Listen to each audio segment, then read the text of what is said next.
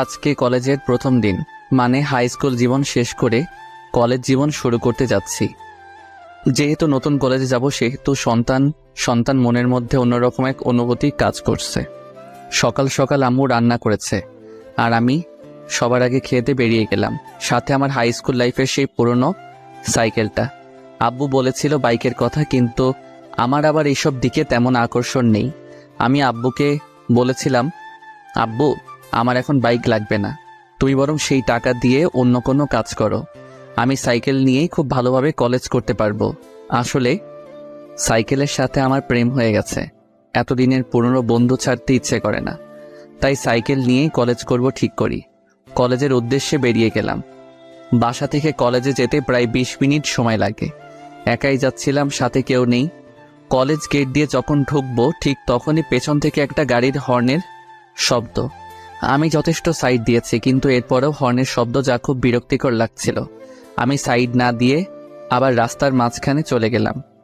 তারপর যা হলো, গাড়িটা গিয়ে একটা গাছের সাথে ধাক্কা খেলো। গাড়ি থেকে একটা মেয়ে নামলো। মেয়েটা নেমে আমাকে উদ্দেশ্য করে বলল, আরে ওই ছোট লোকের বাচ্চা, তোর জন্য আমার এত দামি গাড়ির কি অবস্থা হলো তুই দেখেছিস? আমি মেয়েটির কথা শুনে থামলাম। বিনা অপরাধে মেয়েটা আমাকে এইভাবে গালিগালাজ করতে পারে না। আমি নেমে মেয়েটির কাছে চলে গেলাম। তারপর, আচ্ছা, আপনি কি আমাকে উদ্দেশ্য করে কিছু বলেছেন? তোকে উদ্দেশ্য করে বলি নাই চান্দু, ওই চাঁদ দেখছিস সেটাকে বলেছি। দিনের বেলায় চাঁদ আসবে কোথা থেকে? তো এখানে তুই ছাড়া আর কে আছে শুনি? আমি তোকেই বলেছি। আচ্ছা, আমি কি করেছি শুনি একটু। কি করিস নাই সেটা বল। ফকিরের বাচ্চা, দেখ তোর জন্য আমার নতুন গাড়ির কি অবস্থা হলো। দেখুন, আপনি আমাকে গালি দিচ্ছেন সেটা ঠিক আছে, কিন্তু আপনি আমার আব্বু আম্মুকে তুলে গালি দিচ্ছেন কেন? ইচ্ছা হয়েছে তাই দিচ্ছি। তুই কি করবি শুনি? আমি আপনার কি করব?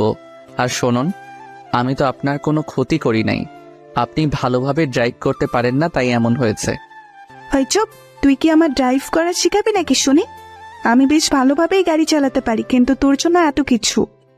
দেখুন, আমার জন্য কিছু হয়নি, ওকে? আপনি হর্ন দিচ্ছিলেন, আমি সাইড দিয়েছিলাম, কিন্তু আপনি তারপরেও সামনে না গিয়ে হর্ন বাজিয়েই যাচ্ছিলেন। তাই তো আমি আবার রাস্তার মাঝখানে চলে আসি। চুপ থাক ফকির কোথাকার, একদম কথা বলবি না। দেখুন, আপনি কিন্তু আমাকে শুধু শুধু অপমান করে যাচ্ছেন। আমি তো কোনো দোষ করি নাই। চুপ, বড় গলায় আবার কথা বলে। আমি কোনো দোষ করি নাই। আচ্ছা, আমি কি দোষ করেছি সেটা বলেন তো। তোর দোষ? তুই আমার গাড়ির সামনে দিয়ে সাইকেল কেন চালাচ্ছিলি? দেখুন, এটা রাস্তা, আর আমি খুব ভালো করে জানি এইসব রাস্তা দিয়ে সবাই চলাফেরা করতে পারে। আর রাস্তাটা তো আপনার বাবার না, যে আপনি আসবেন বলে কেউ সেখান দিয়ে যেতে পারবে না।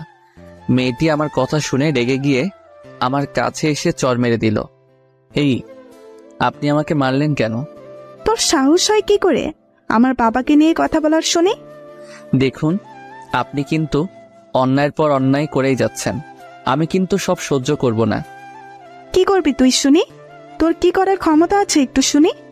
আপনি মেয়ে বলে এতক্ষণ আপনাকে সম্মান দিয়ে কথা বলছি। অভদ্র একটা মেয়ে। এই, তুই কি বললি আমি অভদ্র? দাঁড়া, দেখাচ্ছি মজা। এই বলে মেয়েটা আবার আমাকে চড় দিতে যাবে, ঠিক তখনই আমি মেয়েটার হাত ধরে ফেলি। ওই ফকির, তুই আমাকে টাচ করলি কোন সাহসে? ছাড় বলছি, ছাড় আমায়। ছাড়বো না তোকে। কি করবি শুনি? এতক্ষণ তো সহ্য করলাম, কি ভেবেছিলি কিছু বলছি না বলে আমি সবসময় চুপ করে থাকবো নাকি? তোর মতো মেয়েদের মাথায় উঠতে দিতে নেই, ফাজিল মেয়ে কোথাকার। দেখ, আমাকে একদম অপমান করবি না, এর ফল কিন্তু একদম ভালো হবে না। খারাপের কি আছে শুনি? আমিও দেখতে চাই এর ফল কি হয়। এই বলে আমি মেয়েটার হাত ছেড়ে দিলাম। অন্যদিকে মেয়েটা তো রেগে একদম আগুন। আমি চলে গেলাম মেয়েটার সামনে থেকে। ফাজিল, অভদ্র মেয়ে কোথাকার। কলেজে গিয়ে আমি আমার ক্লাস খুঁজে ক্লাসে চলে গেলাম। কিছুক্ষণ পর দেখি মেয়েটাও আমাদের ক্লাসের। দূর, মেজাজ আবার খারাপ হয়ে গেল। মেয়েটা আমাকে দেখে মনে হয় আবার রেগে গেছে। মেয়েটা দাঁত কটর মোটর করতে করতে সিটে বসে পড়ল। আমি আর মেয়েটার দিকে লক্ষ্য না করে কিছু নতুন ফ্রেন্ড বানিয়ে নিলাম। কিছুক্ষণ পর স্যার আসলো ক্লাসে। সবাই দাঁড়িয়ে স্যারকে সালাম দিলাম। তারপর স্যার আমাদের সবাইকে বসতে বলল, বসে পড়লাম। তা আজকে তো তোমাদের কলেজ লাইফের প্রথম দিন, কেমন লাগছে সবার? জি স্যার, অনেক ভালো লাগছে। আজকেও তোমাদের ক্লাস নেব না, সবার সাথে পরিচিত হব। এক এক করে সবাই পরিচয় দাও। আগে আমরা মানে ছেলেরা সবাই পরিচয় দিলাম, তারপর মেয়েদের পালা। এক সময় সেই মেয়েটি নিজের পরিচয় দিল। মেয়েটির নাম তিশা, বেশ সুন্দর নাম, কিন্তু নামের সাথে মেয়েটির কামের কোনো মিল নেই। একটা বদমেজাজি মেয়ে, মেয়েদের এত মেজাজ থাকা ভালো না। আর মেয়েটা তখন আমাকে চর মেরেছিল, সেই জায়গাটা এখনো ব্যথায় টনটন করছে। এত শক্তি বাবা! ক্লাস শেষ করে বাসায় ফিরছিলাম, নতুন বন্ধুদের সাথে খুব ভালো লাগছিল। একদিনই সবাই কেমন আপন করে নিয়েছে। আমি আমাদের বাসায় চলে গেলাম। বাসায় যাওয়ার পর কলিং বেল চাপতেই আম্মু দরজা খুলে দিল। আমি সরাসরি আমার রুমে চলে গেলাম। আসলে আমি আম্মুর কাছ থেকে লুকাতে চাইছিলাম যে আমার গালে কারো হাতের ছাপ আছে, সেটা আম্মু না দেখুক। কিছুক্ষণ পর আম্মু আমার রুমে আসলো, তারপর বলল, তোর গালে তো কোন কিসের দাগ দেখলাম বলতো? না আম্মু, তুমি কিসের দাগ দেখবে? মিথ্যা বলবি না, আমি দেখেছি আর এখনো তোর গালের দাগগুলো খুব ভালোভাবে বোঝা যাচ্ছে। কিসের দাগ বল আমায়। না মানে আম্মু, আমি সাইকেল চালাচ্ছিলাম, তখন একটা মেয়ের সাথে ধাক্কা খেয়েছিলাম, তাই মেয়েটা আমাকে চড় মেরেছিল। কিছুটা সত্যি কিছুটা মিথ্যা। পুরোটা সত্যি বলে দিলে এটা ওটা জিজ্ঞেস করে, কান ঝালাপালা করে দিবে। সেটা তো একটা দুর্ঘটনা মাত্র, তার জন্য কেউ এইভাবে মারে? আম্মু বাদ দাও তো, যা হবার হয়ে গেছে। আমার খুব ক্ষুধা পেয়েছে, আমাকে তাড়াতাড়ি খেতে দাও, আমাকে আবার খেলতে যেতে হবে। আচ্ছা, আমি খাবার বেড়ে দিচ্ছি, তুই তাড়াতাড়ি খেতে চলে আয়। তারপর খেতে গেলাম। খাওয়া দাওয়া শেষ করে আমি খেলতে মাঠে চলে গেলাম। ক্রিকেট খেলছিলাম। মাঠের অপর প্রান্ত দিয়ে একটা মেয়ে হেঁটে যাচ্ছিল, বল করল, আর আমি ব্যাট সজোরে চালিয়ে দিলাম। ব্যাস, যা হবার তাই হলো। বল সোজা গিয়ে মেয়ের গায়ে লাগলো। মেয়ে তো রেগে একেবারে আগুন হয়ে গেছে। মেয়েটা বল হাতে নিয়ে দাঁড়িয়ে আছে। কেউ মেয়েটার কাছে যেতেই সাহস পাচ্ছে না। সবাই আমাকে জোর করে ধরে পাঠিয়ে দিল। যেহেতু বল আমি মেরেছি, আমি মেয়েটার কাছে যেতেই আরো অবাক। আরে, এই তো সকালে সেই মেয়েটা। আমি গেছি, এইবার আমি শেষ। তবু বুক ভরা সাহস নিয়ে আমি মেয়েটার কাছে গিয়ে বললাম, এই যে তিশা আপু, বলটা যদি দিতেন তাহলে খুব ভালো হতো। ওই, তুই আমাকে আপু বললি কেন? আমি কি তোর আপুর মতো নাকি? সরি, ভুল হয়ে গেছে খালাম্মা, এইবার দয়া করে বল দিন, আমাদের দেরি হয়ে যাচ্ছে। ইস রে, আগেরটাই ভালো ছিল। আর শোন, তুই বল পাবি না, যা ভাগ। প্লিজ বল দিন। বললাম না তুই বল পাবি না। তুইও ঘ্যানর ঘ্যানর করিস কেন? এমনভাবে বলবেন না, প্লিজ বল দিন। আচ্ছা দিব, তবে তোকে কানে ধরতে হবে। বল, তুই রাজি? আমি আর কোনো উপায় না পেয়ে কানে ধরলাম। তারপর তিশা বলল, এইবারের মতো অল্পতেই ছেড়ে দিলাম, যদি আবার আমার সাথে পাঙ্কা নিতে আসিস তাহলে তোর খবর আছে। এই বলে তিশা আমার দিকে বল ছুঁড়ে মেরে চলে গেল। আমি মনে মনে বললাম, সবার সামনে আমাকে অপমান করার শোধ আমি তুলে নিব। বল নিয়ে চলে গেলাম, আবার খেলা শুরু। খেলা শেষ করে বাসায় ফিরছিলাম, তখন হঠাৎ করে বৃষ্টি নামলো। কি করব? হ্যাঁ, একটা যাত্রী ছাউনি আছে, আপাতত সেইখানে আশ্রয় নেওয়া শেষ হবে। আমি যাত্রী ছাউনির নিচে আশ্রয় নিলাম।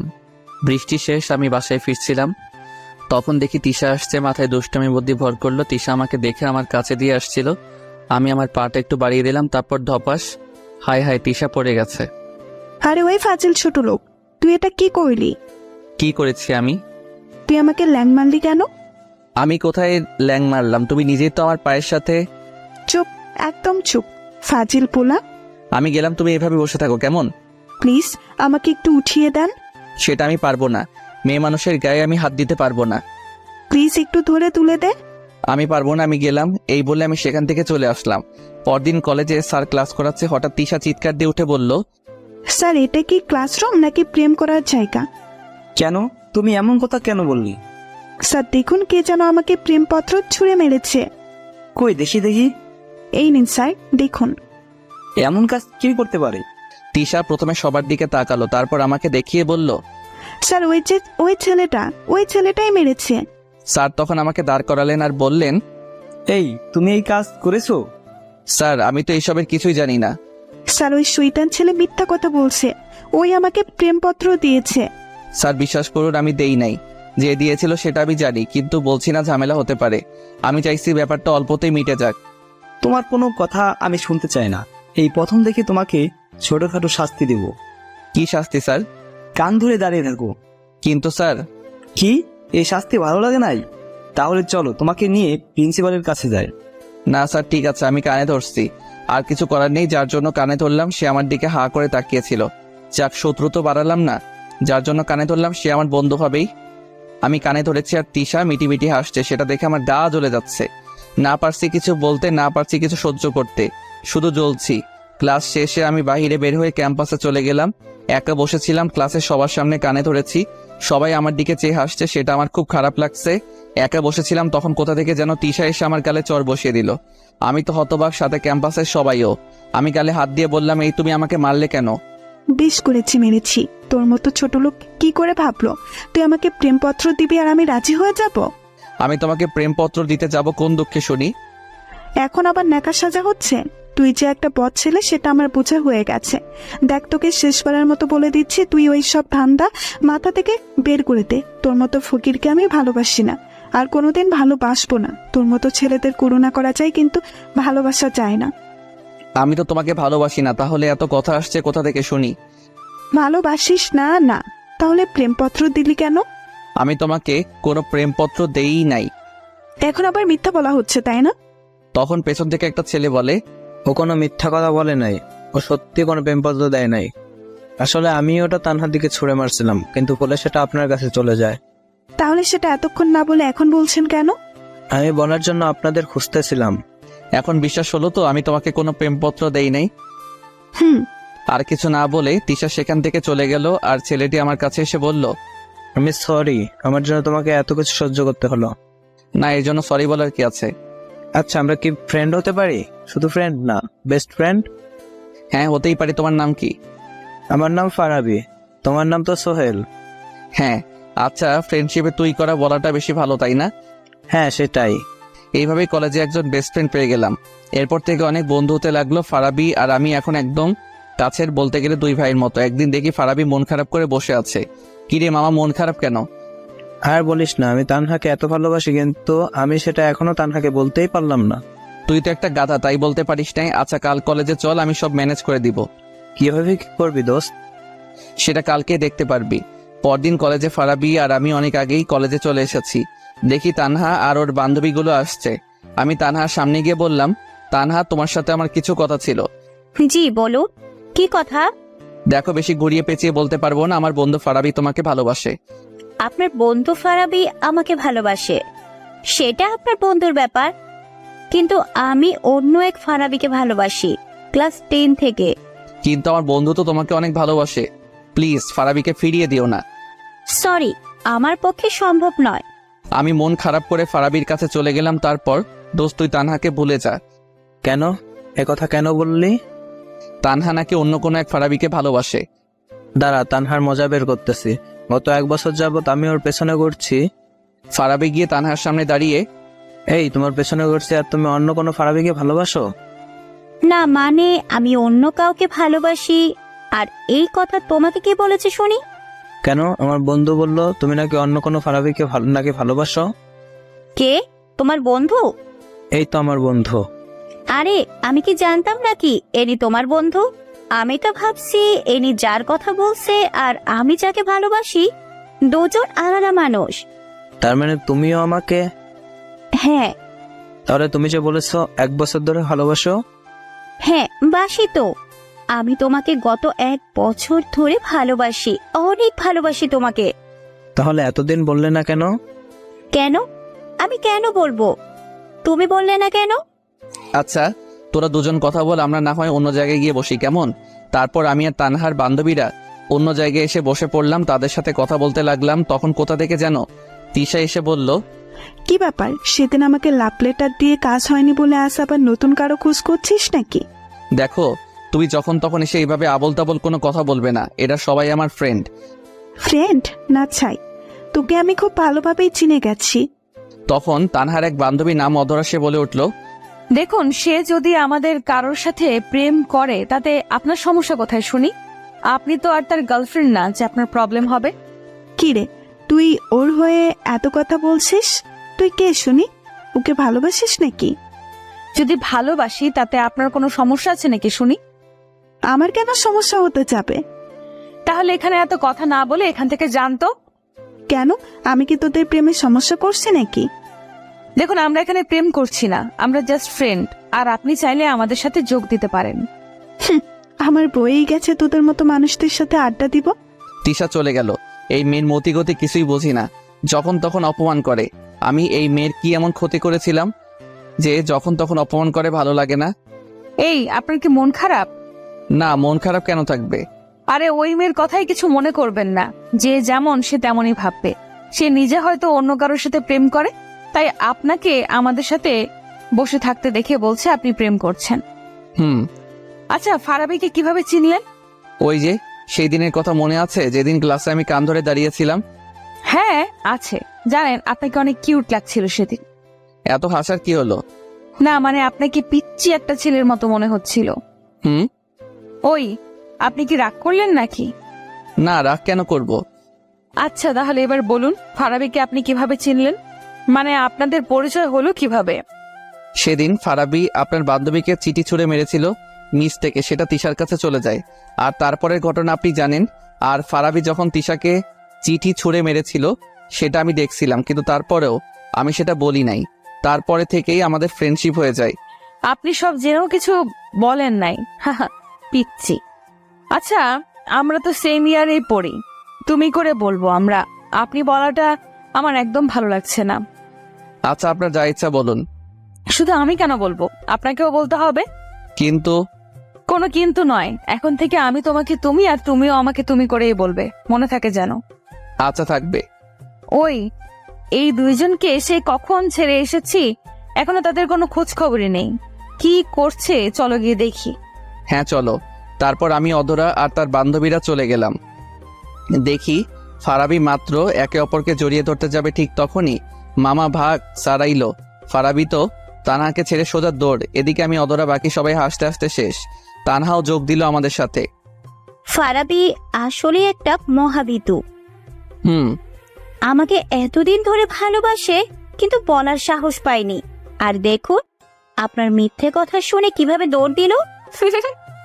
আবার সবাই হাসতে লাগলাম। সেদিন আর তেমন কিছু হলো না। পরদিন কলেজে আমি যথারীতি সাইকেল নিয়ে কলেজে যাচ্ছি। সামনে একটা মেয়ে হেঁটে যাচ্ছে। কয়েকবার বেল দিলাম কিন্তু আমাকে সাইড দিচ্ছে না। আমি যে একটু কাটিয়ে যাব সেটাও করতে দিচ্ছে না, বারবার বেল দিচ্ছি। একসময় মেয়েটা পেছন ঘুরে তাকালো, আরে এটা তো তিশা, কি ব্যাপার, এতবার বেল দিচ্ছি সাইড দিচ্ছ না কেন?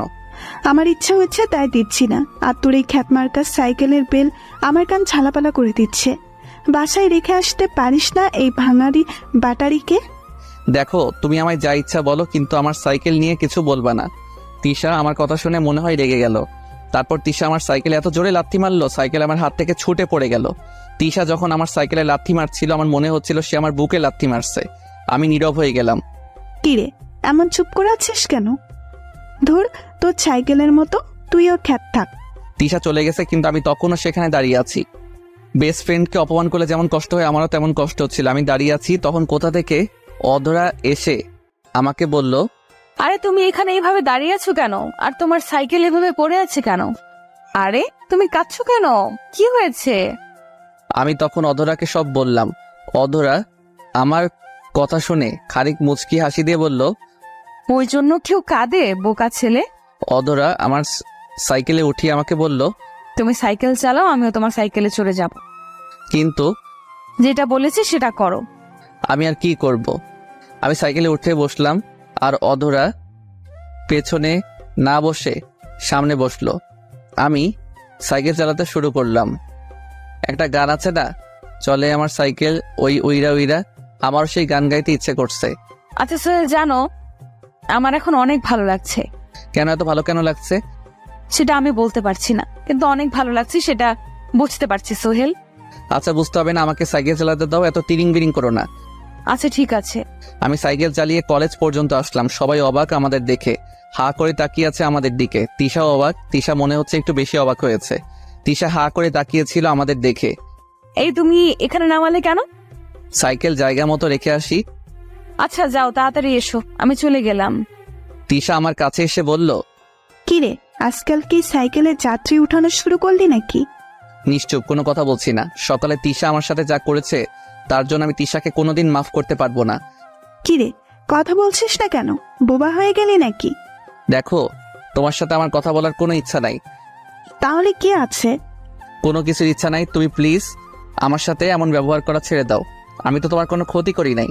তা না করলে কিন্তু তুই আমার সাথে বেয়াদবি করেছিস, তার ফল তোকে তো একটু ভোগ করতেই হবে, তাই না? যদি তুমি আমার উপর প্রতিশোধ নিতে চাও তাহলে একদিনে সব প্রতিশোধ নিয়ে নাও, কিন্তু এইভাবে প্রতিদিন আমার সাথে এমন করো না। আমারও সহ্য করার একটা সীমা আছে। আমার যা ইচ্ছা আমি তাই করব। তুই তো একটা ফকির খ্যাত মার্কার ছিলে, তোর সাথে আমি কিরকম ব্যবহার করব সেটা কি তুই আমাকে শিখিয়ে দিবি নাকি ফাজিল পোলা?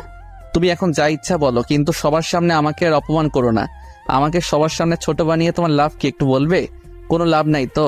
তাহলে আমাকে সবাই সামনে ছোট বানাও, আমাকে আর ছোট বানিও না। দেখ, বেশি প্যাকুর প্যাকুর না করে যা এখন। আমি তো তোমার কাছে আসিনি, তুমি এলে আমার কাছে, তাহলে আমাকে যেতে বলছো কেন? যেতে হলে তুমি যাও। আরে ওই, তুই কার উপর রাগ দেখাচ্ছিস শুনি? দেখ, আমার উপর কিন্তু একদম রাগ দেখাবি না। আমি তোর রাগ সহ্য করব না। আমার সাথে বেশি লাগতে না এলে না, এই কলেজ থেকে তাড়িয়ে ছাড়বো, এই বলে দিলাম। হঠাৎ অধরা চলে এলো।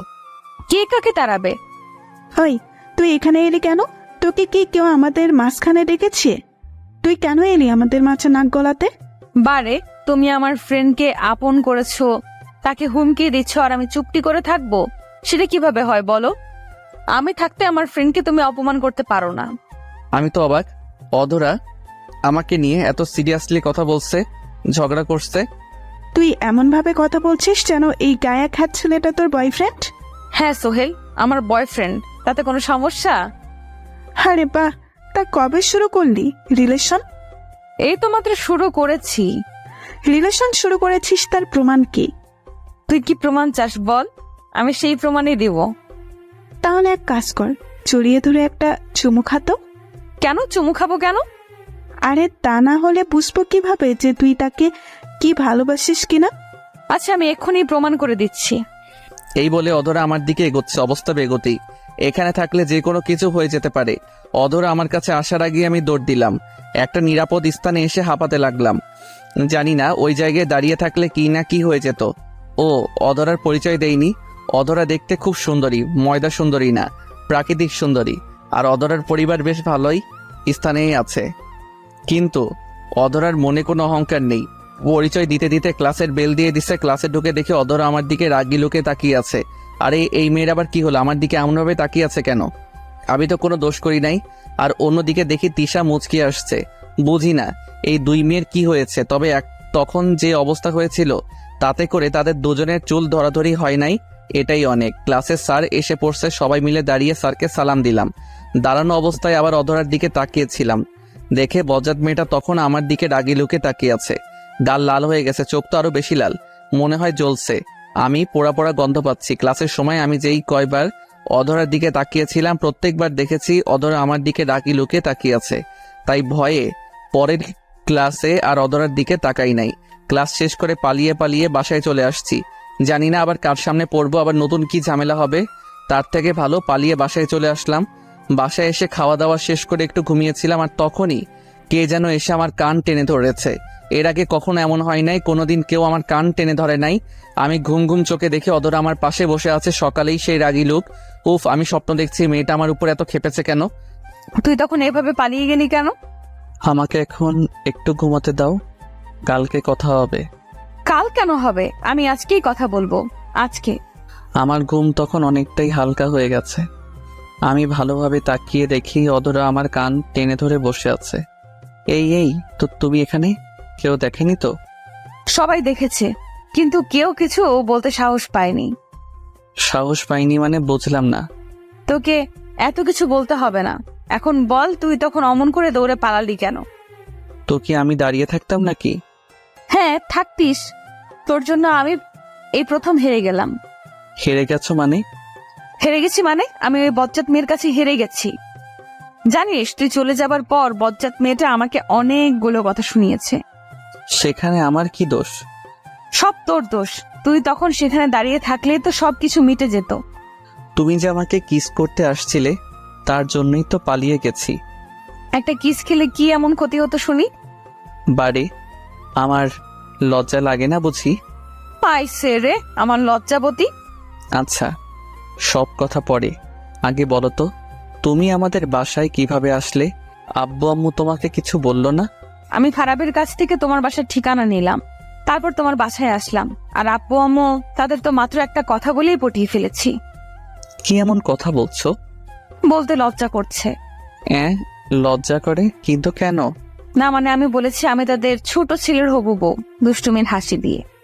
কি তুমি এই কথা বলেছ? এত চিৎকার করার কি আছে? এই তুমি কি আমাকে মারতে চাচ্ছ নাকি? আব্বু আম্মু তোমাকে কিছু বলে নাই? কি বলবে, শুধু বলেছে আগে ভালো মতো পরীক্ষায় পাশ করব, তারপর যা হবার হবে। হ্যাঁ, তোমার যা হবার তাই হবে, কিন্তু আমার মনে হচ্ছে এইবার আমাকে এই বাড়ি চিরদিনের জন্য ছাড়তে হবে। সমস্যা নেই, আমাদের বাসা তোমার জন্য আছে তো। চুপ করো। তোমাকে কে বলতে বলেছিল ওইসব মিথ্যা কথা? কেউ না। কে বলতে বলবে? আমার ইচ্ছে হয়েছে তাই বলেছি। আর আমার শ্বশুর শাশুড়ি মনে হয় আমাকে পছন্দ করেছে, তাই তো বেশি কিছু বলে নাই। ওই ভাই কেউ এই বজ্জাত মেয়েকে একটু বোঝান তো, না হলে আমাকে একটা বিমান দেন, আমি উগান্ডা চলে যাব। এই মেয়ে বলে কি প্রথমেই শ্বশুর শাশুড়ি বানিয়ে ফেললো? মাথায় মনে হয় বড় ধরনের প্রবলেম আছে। এই তুমি কি ভাবছো? না তেমন কিছু না। আব্বু আম্মু কি সত্যি বাসায় আছে নাকি আজ খালি বাসা? না, ওনারা তো নিচেই বসে আছে। আমি যখন এলাম তখন তারা নিচেই বসেছিল। এখন কোথায় গেছে আমি কি করে বলবো? আমি তাড়াতাড়ি করে নিচে এলাম, দেখি আব্বু আম্মু নিচেই বসে আছে। এই রে, আমি এবার শেষ, আমি এইবার মরবো। আব্বু আমাকে দেখে ডাক দিল। আমি ভয়ে ভয়ে আব্বুর কাছে গেলাম। কিরে এসব কি শুনছি? কতদিন ধরে চলছে এসব? আব্বু, আমি এইসবের কিচ্ছু জানি না। হয়েছে, এখন আর মিথ্যা বলার কোনো দরকার নেই। শোন, মন দিয়ে পড়ালেখা কর। আর প্রেম করছিস ভালো কথা, আমাদের কাছে লোকালি কেন? আরে আব্বু, দেখি রাগ না করে আমার সাথে ভালোভাবেই কথা বলছে, কিন্তু আব্বু সত্যিটা না জেনে মিথ্যাটা সত্যি ধরে নিল। দূর, ভালো লাগে না। আচ্ছা, মেয়েটা সেই কখন আমাদের বাসায় এসেছে, ওকে কিছু খেতে দাও। না, আমি এখন কিছু খাবো না, আমাকে বাসায় যেতে হবে। আরো কিছুক্ষণ থেকে গেলে ভালো লাগতো। না আম্মু, অন্য একদিন। কি বজ্জাত মেয়ে, এখনই আমার আম্মুকে আম্মু বলে ডাকতে শুরু করেছে। আচ্ছা সোহেল, ও যখন চলে যেতে চাইছে তাহলে এক কাজ কর, তুই গিয়ে অধরাকে একটু এগিয়ে দিয়ে আয়। আমি আব্বুর কথায় রাজি হয়ে গেলাম, কারণ আমাকে জানতে হবে অধরা আমার বাসায় মিথ্যা কথা কেন বলল। আমি আর অধরা বাসার বাইরে চলে এসেছি। এই তুমি আমার বাসায় মিথ্যা কথা বললে কেন? আমি চাইছিলাম আমি মিথ্যা বলে তোমাকে একটু বকুনি খাওয়াবো, কিন্তু পরে সব সত্যি বলে দিব। কিন্তু আব্বু আম্মু তো আমাকে তাদের ছেলের বউ বানাতে রাজিই আছে, তাই আর সত্যি বললাম না। হ্যাঁ, খুব ভালো করেছো, আমাকে উদ্ধার করেছো সত্যি না বলে। অধরার সাথে ঝগড়া করতে করতে অধরাকে তাদের বাসায় পৌঁছে দিয়ে আসলাম। বাসায় আসার পর আম্মু আবার কান টেনে ধরলো আর বলল, আমাদের না জানিয়ে বউ খোঁজা হয়ে গেল। দেখো আম্মু, ওই বজ্জাত মেয়েটা মিথ্যা বলছে। মিথ্যা না, সত্যি সেটা আমি জানি না, আর জানতে চাইও না। ছেলের বউ হিসাবে মেয়েটাকে আমার ভালোই লাগলো। ধুর আম্মু, তুমিও না। আমি চলে গেলাম। এইভাবে যেতে লাগলো দিনগুলো। তিশা আমাকে অপমান করে আর অধরা আগলে রাখে। এর কিছুদিন পর অধরা আবার আমাদের বাসায় আসলো। এসে আব্বু আম্মুকে বলল তার সাথে নাকি তার কোনো এক ফ্রেন্ডের বাসায় যেতে হবে, কিসের নাকি পার্টি আছে। আমি যেতে না চাইলেও আব্বু আম্মু আমাকে জোর করেই পাঠিয়ে দিল। আমি গাড়িতে উঠে অধরাকে জিজ্ঞেস করলাম, আচ্ছা আমাকে সাথে না নিলেও তো পারতে। হ্যাঁ পারতাম, কিন্তু যে পার্টিতে যাচ্ছি সেখানে সবাই কম বেশি মিঙ্গেল, তাই ভাবলাম আমি একা সিঙ্গেল থাকি যদি, তাই তোমাকে নিয়ে যাচ্ছি। এই মেয়ে আসলে একটা বড় পাগল। পার্টিতে গিয়ে আমি আর অধরা পাশাপাশি হাঁটছি। এক সময় অধরা আমার হাত ধরলো। কি হলো এটা, তুমি আমার হাত ধরলে কেন? আশেপাশে দেখো সবাই হাত ধরে হাঁটছে। আমি আর অধরা হাঁটছি, এমন সময় তিশা আমাদের সামনে আমাদের দেখে প্রচন্ড রেগে গেছে। চোখ দুটি লাল হয়ে গেছে, মনে হয় আমাদের দুজনকে খেয়ে ফেলবে। কি রে, সেদিন তো আমাকে খুব কথা শুনিয়েছিলি সোহেল নাকি আমাকে ভালোবাসে না। এই দেখ, আমি আর সোহেল আজ একসাথে হাত ধরে হাঁটছি, আর সোহেল আমাকে খুব ভালোবাসে, বুঝলি? ফাজিল মেয়ে, এতদিন তোর জন্য অনেক অপমান মুখ বুজে সহ্য করেছি, কিন্তু আর সহ্য করব না। কিসের এত দেমাগ শুনি? তোর বাবা বড় লোক তাই? হ্যাঁ, আমার বাবা বড় লোক, তাই আমার এত দেমাক। আরে থাম থাম, শুধু কি তোর একার বাবাই বড়লোক নাকি? অন্য কারোর বাবা বড়লোক হতে পারে না? শুন, তুই এতদিন সোহেলকে অকারণে অনেক অপমান করেছিস, কিন্তু এরপর থেকে ভুলেও আর তাকে তুই অপমান তো দূরের কথা, তার ধারে কাছেও আসবি না, এ বলে দিলাম। তুই বলার কি? আমি কাছে যাব নাকি যাব না সেটা আমার ব্যাপার। না, তোর ব্যাপার না, সে এখন আমার বয়ফ্রেন্ড, সো তার ব্যাপার আমি ভালো বুঝবো। তুই দয়া করে তার থেকে একটু দূরে দূরেই থাকিস। আমি অবাক হয়ে নীলার কথা শুনছিলাম। এই মেয়ে এসব বলছে কি? আমি তার বয়ফ্রেন্ড হলাম কবে? যাক, বলছে ভালোই করছে। আমি যা না পারতাম সেটা নীলা করে দিচ্ছে। আমার অপমানের বদলা নীলা নিচ্ছে, আমি তো এনজয় করছি।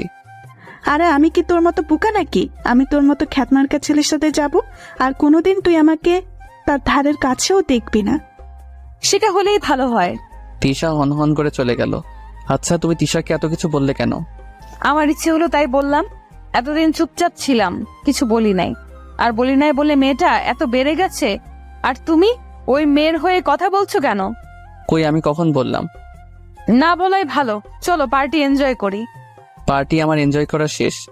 মানে হলো তিশার অপমান আহা কত ভালো যে লাগছে বলে বোঝানো যাবে না। নীলাকে বললাম আমি বাসায় যাব।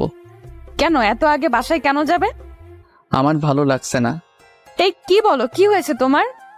তেমন কিছু না, মাথা ব্যথা করছে। নীলা আর কিছু বলল না, গাড়িতে গিয়ে বসলো। সাথে আমিও। আমাকে বাসায় নামিয়ে দিয়ে নীলা চলে গেল। এরপর দিনগুলো খুব ভালো কাটতে লাগলো। আর সেদিনের পর থেকে তিশা আর আমাকে কোনো অপমান করে নাই, আমার সামনেও আসে নাই। আমি আর নীলা খুব ভালো বন্ধু। হ্যাঁ, আমাদের ব্যাচের প্রায় সবাই প্রেম করে, শুধু আমি আর নীলা ছাড়া। কিন্তু অনেকেই এটা ভাবে আমার আর নীলার মাঝে রিলেশন আছে, যদিও এই কথা সত্যি না। কিন্তু লোকে ভাবলে আমাদের আর কি করার আছে? তার থেকে ভালো যে যেমন ভেবে খুশি তাকে তেমন ভাবতে দেওয়া উচিত। দেখতে দেখতে ইন্টার দ্বিতীয় বর্ষে পা রাখলাম। নীলা আর আমার মাঝে আগের থেকে বেশি ঘনিষ্ঠতা হয়েছে বলতে গেলে। একে অপরের জন্য পাগল, কেউ কাউকে ছাড়া থাকতে পারি না। নীলা যেখানেই যাক না কেন আমাকে সাথে নিয়ে যাবে, আর সবার সামনে পরিচয় দিবে আমি নাকি তার বয়ফ্রেন্ড, হবু স্বামী। আমি এই জন্য নীলাকে আগে অনেক কিছু বলতাম, কিন্তু এখন কেন জানি না ভালো লাগে, তাই কিছু বলি না। কোনো এক কারণে আমার আর নীলার মাঝে একটু ঝগড়া হয়, যদিও এই আগে অনেকবার ঝগড়া হয়েছে, আবার সব ঠিক হয়ে গেছে। কিন্তু এইবার যখন ঝগড়া লাগলো, তার পরের দিন আমি জানতে পারি আমাদের নানার বাসায় যেতে হবে। 2 দিন পর নাকি আমার মামাতো ভাইয়ের বিয়ে। মামাতো ভাই বিয়ের জন্য পাগল হয়ে গেছে। যদি বিয়ে দেওয়া না হয় তবে নাকি বউ বাসায় নিয়ে আসবে। মামা মামি মান সম্মানের ভয় বিয়ে দিতে রাজি হয়ে গেল। হঠাৎ করেই সব ঠিক হয়ে গেছে। আজকে রাত্রের ট্রেনেই আমাদের যেতে হবে। আমি নীলাকে অনেকবার ফোন দিয়েছি, কিন্তু ফোন অফ। নীলাকে সাথে নেওয়ার ইচ্ছা ছিল, গ্রাম দেখতে চেয়েছিল, কিন্তু সেটা আর হলো না। মন খারাপ, নীলাকে জানাতেও পারলাম না আমরা ঢাকা ছাড়ছি। মামার বাসায় গিয়ে আমি মনমরা হয়েই ছিলাম। যেদিন গায়ে হলুদ সেদিন কয়েকটা মেয়ের সাথে কিছু পিক তুলে ফেসবুকে আপলোড করি। আমার গায়ে হলুদ ছিল আর জামাই জামাই লাগছিল। পোস্টে লেখা ছিল কালকেই বিয়ে। তারপর সব ঝামেলা শেষ। উফ, খুব আনন্দ লাগছে। ছবি আপলোড করার কিছুক্ষণ পর দেখি নীলার ফোন। আমি তো মহা খুশি। নীলা ফোন দিয়েছে, মনের খুশিতে হাসতে হাসতে ফোন ধরলাম। হ্যাঁ নীলা বলো। জানো, আমি খুব খুশি। নীলা আমার সেই কথার দিকে মন না দিয়ে বলল, আচ্ছা তুমি এখন কোথায়? তোমাদের বাসায় কেউ নেই, তোমাকেও দেখছি না। আমি তো গ্রামে আছি। ঠিকানা দাও। তাও ঠিকানা দিয়ে দিলাম, সাথে সাথে ফোন কেটে দিল। ধুর, কি হলো? একটু যে মন খুলে কথা বলবো সেটাও হলো না। রাতে সবাই আনন্দ করছে, হঠাৎ বাসার বাহিরে 2টা গাড়ি এসে থামলো। এত রাতে গাড়িতে কে এলো? সবাই চিন্তায় আছে। গাড়ি থেকে লোকগুলো নেমে বাসার দিকে আসছিল। আমি শুনেছি এই গ্রামে নাকি মাঝে মধ্যে ডাকাতি হয়। আমি ভাবলাম হয়তো ডাকাত এসেছে, তাই কাউকে কিছু না বলে লুকিয়ে পড়লাম। লুকিয়েছে অনেকক্ষণ হয়েছে। একসময় আমি লক্ষ্য করলাম আমার নাম ধরে অনেকে ডাকাডাকি করছে। আমি তো আরো ভয় পেয়ে গেলাম, কিন্তু একটু সাহস বুকে নিয়ে বেরিয়ে এলাম। সবার সামনে দেখি নীলা ও তার পরিবার, সাথে উকিল আছে আর একজন হুজুর। আমি নীলাকে দেখে অবাক। এত রাতে তুমি এখানে কি করো? কোনো কথা বলছে না। আব্বু এসে বলল, আজকে তোদের বিয়ে। আব্বু কি বলো, তুমি কি ঘুমে আছো নাকি? না, আমি জেগে আছি। আজ তোদের বিয়ে। মেয়েটা অনেকক্ষণ অনেক কান্নাকাটি করছে। আমরা চেয়েছিলাম তোদের বিয়ের পরীক্ষার পর দেব, কিন্তু না, তোদের বিয়ে আজকেই হবে। কিন্তু আব্বু, চুপ হারামজাদা। যখন প্রেম করছিলি তখন মনে ছিল না? এখন বিয়ে করতে সমস্যা কিসে শুনি? আমি না কিছু বলতে পারছি না, শুধু এটা ভাবছি এইসব আমার সাথে কি হচ্ছে। ভাবতে ভাবতে মনে হয় বিয়ে হয়ে গেছিল। আমাদের দুজনকে এক রুমে পাঠানো হলো। কি হয়েছে সেটা আমি তখনও বিশ্বাস করতে পারছি না। রুমের মধ্যে আমি আর নীলা। এই শোনো, কি হলো এইসব? বিয়ে হলো, এখন বাসর হবে। তুমি আমাকে বিয়ে করলে কেন? ভালোবাসি তাই। ভালোবাসো? কই, আগে তো কোনোদিন বলো নাই। মেয়েরা কখনো আগে বলে গাধা? আমি তো তোমাকে অনেক আগে থেকেই ভালোবাসি। ভালোবাসতে ভালো কথা, এই বয়সে বিয়ে? কি করব বলো? আমি যখন দেখলাম তুমি ফেসবুকে ছবি আপলোড করেছো, আমি তো ভেবেছিলাম তোমার বিয়ে। তাই তো অনেক কান্নাকাটি করলাম। আব্বু আম্মুকে বললাম তোমার সাথে বিয়ে না দিলে আমি নিজেকে শেষ করে ফেলবো। তাই তারা ভয়ে। আমি তো এখনো পিচ্ছু। সমস্যা নাই, আজকে বড় করে দিব আমার পিচ্চি বরকে। মানে কিভাবে? এত কিছু জানি না, চলো বাসর করব। এতদিন পর তোমাকে কাছে পেলাম, এবার আসো বাসর করব। এই আপনারা এখন একটু জানতো, সকালে দেখা হবে, বাসর করব। আমিও আগে থেকে নীলাকে ভালোবাসতাম, কিন্তু বলি নাই। বাসর রাতে বিড়াল ভালোই মারলাম, যদিও ইতিহাস বলবো না। আসুন আবার গল্পে ফিরে আসি। মামাতো ভাইয়ের বিয়ে খেতে এসে নিজেই বিয়ে করে ফেললাম। খুব দারুণ ব্যাপার। বিয়ে শেষ, এবার আমাদের ঢাকায় ফেরার পালা। আমি নীলা এক গাড়িতে চড়ে বসলাম। রাস্তায় অনেক ধরনের কথা বলতে বলতে বাসায় চলে আসলাম। নীলা সোজা আমাদের বাসায় চলে আসলো। হাজার হোক শ্বশুর বাড়ি বলে কথা। বিয়ের প্রথম 1 মাস বেশ ভালোই কাটলো, কিন্তু হঠাৎ করেই নীলা আমার সাথে কেমন জানি ব্যবহার করতে শুরু করে। আমার উপর সবসময় রেগে থাকতো, আমার সাথে তেমন কথা বলতে চাইতো না, কিন্তু কেন এমন করছিল সেটা বুঝতে পারছিলাম না। এর কিছুদিন পর নীলা আমার কাছে এসে বলল তার নাকি 5,000 টাকা লাগবে। এই, তুমি কি পাগল? আমি এত টাকা কোথায় পাবো? সেটা আমি জানি না, আমার টাকা দরকার, তুমি দিবে। আব্বু আম্মুর কাছ থেকে আর কত নেব? আমারও তো সম্মান আছে, তাই না? তুমি আমাকে বিয়ে করেছো, তাই আমার সকল দায়িত্ব তোমার। আমার এখন টাকা লাগবে, তুমি দাও। আমি কোনো টাকা দিতে পারবো না, আর আমি এখনো বেকার। আমাকেই চলতে হয় আব্বুর কাছ থেকে টাকা নিয়ে। আর 2-1,000 হলে তাও অন্য কথা, 5,000 টাকা আমি দিতে পারবো না। তার মানে তুমি আমাকে টাকা দিবে না, তাই তো? আমি তখন নীলার হাতে 2,000 টাকা দিয়ে বললাম, এর বেশি আমার কাছে নেই। নীলা রেখে টাকাগুলো ছুঁড়ে ফেলে দিল আর বলল, আমারই ভুল, তোর মতন ছেলেকে বিয়ে করেছিলাম বলে। আমার বোঝা উচিত ছিল তুই একটা ছোট লোক, আমার ভরণ পোষণ তুই করতে পারবি না। তুই আমার জীবনে আসার পর আমি দিনে দিনে সব স্বাধীনতা হারিয়ে ফেলেছি। এখন তো নিজের শখ আহ্লাদও পূরণ করতে পারবো না তোর জন্য। এই তুমি আমার সাথে এমন ভাবে কথা বলছো কেন? তো তোর সাথে আর কেমন ভাবে কথা বলবো? আজকে আমার এক বান্ধবীর বিয়ে বাড়িতে যাব, আমার কাছে 1 টাকাও নেই। তোর কাছে চাইলাম, তুই দিবি না। হ্যাঁ, আব্বুর কাছে টাকা চাইলে আমি অনেক পাবো, কিন্তু তাদের কাছে তো আমি এখন অন্য কারো বউ। তুই মাথা ঠান্ডা করো প্লিজ। চুপ, একদম চুপ, একদম কথা বলবি না। 5,000 টাকা দেওয়ার ক্ষমতা নেই, আমাকে বিয়ে করেছে। আমারও রাগ উঠে গেছে এমন কথা শুনে। দেখো নীলা, আমি কিন্তু তোমাকে বিয়ে করতে চাইনি, তুমি আমাকে বিয়ে করেছো। হ্যাঁ, সেটাই তো আমার জীবনের বড় ভুল, তোকে করুণা করে বিয়ে করেছি। মানে কি বলতে চাচ্ছ তুমি? কিসের করুণা? আরে তিশা যখন তোকে অপমান করতো, তোর জন্য আমার করুণা হতো, আর সেই কারণে তোর সাথে মিশেছি। কেন যে সেদিন পাগলের মতো তোকে বিয়ে করতে গেছিলাম। দেখো, বারবার বিয়ে করতে গেছিলাম বলে চিল্লাইও না। কি? আমি চিল্লাচ্ছি? ছোট লোক, তোর সাথে কথা না বলাই ভালো। 2 পয়সা রোজগার করার ক্ষমতা নেই, আবার বড় বড় কথা। আমি আর কিছু বলছি না। কি হলো নীলার? নীলা তো এমন ছিল না, আমার সাথেই প্রথম এত খারাপ ব্যবহার করলো। শুধু কি টাকার জন্য, নাকি অন্য কোনো ব্যাপার আছে? খুব কষ্ট হচ্ছে এইসব কথা ভাবার সময়। আমাকে চুপ থাকতে দেখে নীলা রাগে গজগজ করতে করতে চলে গেল। আগে থেকে রেডি হয়েছিল, আগে কোথাও গেলে আমাকে নিয়ে যেত, কিন্তু ইদানিং আমাকে বলার প্রয়োজন মনে করে না। নীলা চলে যাওয়ার পর আমি ভাবছি কি থেকে কি হয়ে গেল কিছুই বুঝতে পারছি না। এসব কথা ভাবতে ভাবতে কখন যে চোখে জল চলে এসেছে সেটা আমি নিজেও জানি না। নীলা তো ঠিকই বলেছে, আমি কোনো কাজকর্ম করি না। নীলাকে বিয়ে করে ওর জীবন তো সত্যি নষ্ট করে দিয়েছি। আসলে বড়লোকদের মনে কি চলে তা কেউ জানেও না, বুঝতেও পারে না। নীলার ক্ষেত্রেও তাই হলো, কিন্তু বিয়ে যখন হয়েই গেছে একটু মানিয়ে নিলেই তো হতো। নীলা বাসা থেকে গেছে অনেকক্ষণ হয়ে গেছে, কিন্তু এখনো নীলা বাসায় আসছে না। অনেক রাত হয়ে গেছে, ফোন দিচ্ছি কিন্তু ফোন বারবার বন্ধ বলছে। খুব চিন্তা হচ্ছে নীলার জন্য, নানা রকম চিন্তা ভাবনা করছি। এরই মাঝে বাসার কলিং বেলের শব্দ। আমি রুম থেকে দৌড়ে বের হলাম কে এসেছে সেটা দেখার জন্য। নীলা এসেছে। নীলাকে দেখে মনে শান্তির পর্ব ফিরে আসলো। আম্মুর সাথে কি যেন কথা বলল, তারপর উপরে উঠে আসতে লাগলো। আমাকে দেখলো কিন্তু আমার সাথে একটাও কথা বলল না। অনেক অবাক হলাম। কিছু না বলে নীলার পেছনে পেছনে রুমে চলে গেলাম। রুমে গিয়ে, এতক্ষণ কোথায় ছিলে? বন্ধুর বিয়ে ছিল। ফোন বন্ধ কেন? ও, চার্জ নেই মনে হয়।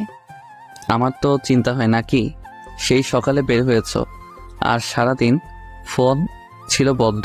একবারও অন্য কারো নাম্বার দিয়ে তো জানাতে পারতে। আগে তো সারাদিন ফোন দিয়ে সব বলতে, কিন্তু এখন এমন করছো কেন? আগে করেছি, যে এখন করতে হবে সেটার কি বাধ্যতামূলক নাকি? তুমি আমার সাথে এমনভাবে কথা বলছো কেন? কেমন ভাবে কথা বলছি? রেগে কথা বলছো কেন আমার সাথে? বারে, রাগ করার মতো কথা বললে রাগ করবো না? আমি এমন কিছু বলি নাই যে তুমি রাগ করবে। তোমার জন্য চিন্তা হচ্ছিল তাই জিজ্ঞেস করছি। আমার না এইসব ভালো লাগে না। আরে বিয়ে হয়ে গেছে বলি কি আমার কোনো স্বাধীনতা থাকবে না নাকি? আমার সব কাজে কি তোর নাক গলাতে হবে? আচ্ছা যাও, তুমি ফ্রেশ হয়ে আসো, পরে কথা হবে। নীলার সাথে ঝগড়া করার কোনো ইচ্ছা আমার নেই, তাই নীলাকে ফ্রেশ হতে পাঠিয়ে দিলাম। ফ্রেশ হয়ে বের হলো নীলা। চলো খেতে চলো। আমি বিয়ে বাড়ি থেকে খেয়ে এসেছি। একবারও জিজ্ঞেস করলো না আমি খেয়েছি কিনা। সারাদিন নীলার চিন্তায় কিছু মুখে তোলা হয়নি। আম্মু অনেকবার বলেছিল খেতে, কিন্তু খেতে ইচ্ছাই করে নাই নীলার চিন্তায়। আর যখন বাসায় আসলো, কই একসাথে খাবো তা না। আমার খুব ঘুম পাচ্ছে, আমি ঘুমাবো। হ্যাঁ চলো, আমিও ঘুমাবো। বিছানায় গিয়ে শুইলাম, কিন্তু এ কি, নীলা মাঝখানে কোলবালিশ রাখছো কেন? এই তুই মাঝখানে কোলবালিশ রাখছো কেন? আজ থেকে আমাদের মাঝে এটা থাকবে। কেন এটা থাকবে কেন? যাতে করে তুমি আমাকে টাচ করতে না পারো। যে স্বামী তার স্ত্রীকে হাত খরচের টাকা দেয় না, সেই স্বামীর অধিকার নেই টাচ করার। নীলার কথা শুনে অনেক বড়সড় একটা ধাক্কা খেলাম। মেয়ে বলে কি, যে মেয়ে আমাকে জড়িয়ে ধরা ছাড়া ঘুমাতে পারতো না, সেই মেয়েটা কি? না, আর ভাবতে পারছি না। এসব ভাবলেই কান্না আসছে, কিন্তু কান্না করতেও তো পারবো না। ছেলেদের দেখি কান্না করতে নেই। নীলা মাঝখানে বালিশ রেখে অন্য পাশে ঘুরে রইল। আমিও আর কিছু বললাম না। অনেক চেষ্টা করেছি, কিন্তু কিছুতেই ঘুম আসছে না। আসলে নীলা জড়িয়ে না ধরলে ঘুম আসে না। কেমন জানি একটা বদভ্যাস হয়ে গেছে অল্প কয়েকদিনে। অনেক রাত হয়ে গেছে, ঘুম আসছে না। এতক্ষণে নীলা নিশ্চয়ই ঘুমিয়ে পড়েছে, তাই আমি কোলবালিশ সরিয়ে নীলাকে জড়িয়ে ধরলাম। এই তো এখন ঘুম আসছে, প্রায় ঘুম চলে এসেছে। তখন নীলা ঠাস করে একটা চড় আমার গালে বসিয়ে দিল। উফ, কি ব্যথা! ওই তোরে বলেছিলাম তুই আমাকে টাচ করবি না, কিন্তু তোর সাহস হলোটা কি করে আমাকে টাচ করার? কি করব, আমার তো ঘুম আসে না তোমাকে জড়িয়ে না ধরলে। ঘুম না আসলে না আসুক, তবু তুই আমাকে জড়িয়ে ধরবি না। প্লিজ আমার সাথে এমন করো না, আমার রাতের ঘুম কেড়ে নিও না। ওই তুই তোর কথা বন্ধ কর আর চুপচাপ ঘুমিয়ে পড়। আর খবরদার, আবার যদি বালিশ সরিয়ে আমাকে জড়িয়ে ধরেছিস তবে কিন্তু খারাপ কিছু হবে, বলে দিলাম। কি আর করবো, সে সকাল থেকে আমাকে অপমান করে যাচ্ছে, এখন আর সহ্য করা যাচ্ছে না। তাই আমিও অন্য পাশে ঘুরে ঘুমানোর মিথ্যা চেষ্টা করছি, আর নিজের অজান্তে অনেক কান্না করেছিলাম। নির্ঘুম সারা রাত কাটালাম। নীলা আগে প্রতিদিন সকালে উঠে আমাকে ডেকে দিত, কিন্তু আজকে দিল না। আমি অনেকক্ষণ শুয়েছিলাম, কিন্তু নীলা একবার আমাকে ডাক দিল না। আমি নিজেই উঠে বসলাম। নীলা ফ্রেশ হয়ে বের হলো। নীলা আমাকে দেখে জিজ্ঞাসা করলো, কি ব্যাপার, তোমার চোখ এত লাল কেন? সারা রাত না ঘুমানোর জন্য হয়তো লাল হয়ে গেছে। নীলাকে সেটা না বলে বললাম, চোখ কি যেন গেছিল। ও যাও, ফ্রেশ হয়ে নাও। কলেজ যাবে না? হ্যাঁ যাব। তারপর আমি ফ্রেশ হতে চলে গেলাম। ফ্রেশ হয়ে বের হয়ে দেখি নীলা প্রায় রেডি হয়ে গেছে। আমিও রেডি হতে লাগলাম। কি ব্যাপার, আর কতক্ষণ লাগবে? এই তো হয়ে গেছে। তুমি তাহলে পরে এসো, আমি গেলাম। আমার তো প্রায় হয়ে গেছে। আমার তাড়া আছে, আমাকে এক্ষুনি যেতে হবে। নীলা চলে গেল। আবারও খুব অবাক হলাম যে নীলা কিনা আমাকে রেখে একা কলেজে যেতেই চাইতো না, সেই নীলা আজকে আমাকে রেখেই চলে গেল। আমি আর সেদিন কলেজে গেলাম না, বাসায় ছিলাম। নীলা কলেজ থেকে ফিরে এসেছে। আজ কলেজে গেলে না যে? এমনি। আর কিছু বলল না? আমিও বললাম না। একটা কথা বলা হয়নি, আমাদের বিয়ে হয়েছে সেটা অনেক কম লোক জানে, কলেজে কেউ জানে না। সেদিন রাতেও আগের দিনের মতো হলো। মাঝখানে কোলবালিশ রেখে নীলা ঘুমিয়ে পড়েছে। আমিও মাঝরাতে নীলাকে জড়িয়ে ধরেছিলাম। তারপর আগের রাতের মতো নীলা আমাকে ঠাস করে একটা চর মেরে চলে যায়। মানে রাগ করে সেদিন রাতে নীলা অন্য রুমে ঘুমাতে যায়। আমি অনেক আটকাতে চেয়েছি, কিন্তু নীলা আমার কোনো কথা না শুনে চলে যায় অন্য রুমে। এইভাবে আমাদের দূরত্ব বাড়তে থাকে। আগে নীলা আমাকে একা অপমান করলে ইদানিং আমার আব্বু আম্মুকে অপমান করে। একদিন আম্মু নীলাকে রান্নার কাজে সাহায্য করতে বলেছিল, আর নীলা তার বিপরীতে জবাব দিয়েছিল সে কাজের লোক নাকি যে সে রান্না করবে। এক কথায় দুই কথায় তাদের মাঝে ঝগড়া লেগে যায়। নীলা যা না তাই বলে আমার আম্মুকে অপমান করছে। আমি সেটা নীরবে সহ্য করব না। আমি গিয়ে আমার সমস্ত শক্তি দিয়ে নীলার গালে চর মারি। নীলা চর খেয়ে বলে, ছোট লোকের বাচ্চা, তোর সাহস হয় কি করে আমার গালে হাত তোলার? আমার আব্বু আম্মু আমাকে কোনোদিন মারলো না, আর তুই একটা ছোট লোক হয়ে আমাকে মারলি? তোকে এই অধিকার কে দিয়েছে? তুই নিজেই সে অধিকার দিয়েছিস, বলে গেছিস নাকি? হ্যাঁ, আজ থেকে ভুলে যাব। আমি থাকবো না আর তোর বাসায়। আমাকে মুক্তি দে, আমাকে স্বাধীনতা দে। যা যা, অনেক হয়েছে। তুই যা চাইলি তাই হবে। হ্যাঁ, আমি আজকে এই বাসা ছেড়ে আমার বাসায় চলে যাব। কেন থাকবো তোর বাসায়? তোর অপমান সহ্য করার জন্য? না, কোনোদিন না। যে ছেলে বিয়ে করে বউয়ের দায়িত্ব নিতে পারে না, আব্বুর ঘাড়ের উপর বসে খায়, সেই ছেলের সাথে সংসার করার থেকে না করা অনেক ভালো। ভালো যখন তখন করিস না। এতদিন ধরে তোর সব অন্যায় কাজ মুখ বুজে সহ্য করেছি, কিন্তু আর না। তুই যেতে পারিস নীলা। আর কিছু না বলেই হনহন করে উপরে চলে গেল। আমি আম্মুর কাছে নীলার হয়ে ক্ষমা চেয়ে নিলাম। কিছুক্ষণের মধ্যে নীলা ব্যাগ গুছিয়ে নিচে চলে এসেছে। গেলাম আমি, এই বাসা থেকে বোরিং হয়ে গেছি। আমি আর নীলাকে আটকালাম না। নীলা চলে গেছে। 2 ঘন্টা পর নীলার আব্বুর ফোন। আমি কল রিসিভ করে সালাম দিলাম।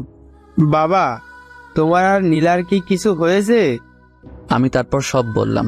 নীলার আব্বু বলল, আচ্ছা বাবা, তুমি চিন্তা করো না, সব ঠিক হয়ে যাবে। মেয়ে আমার একটু জেদি। কল কেটে দিল। আমি সেদিন রাতে আরো বেশি করে মিস করছিলাম নীলাকে। এতদিন মেয়েটাকে দেখেছি, কিন্তু আজ দেখতেই পেলাম না। অনেক কষ্ট হচ্ছে আমার। রাতে কিছুতেই ঘুম আসছিল না।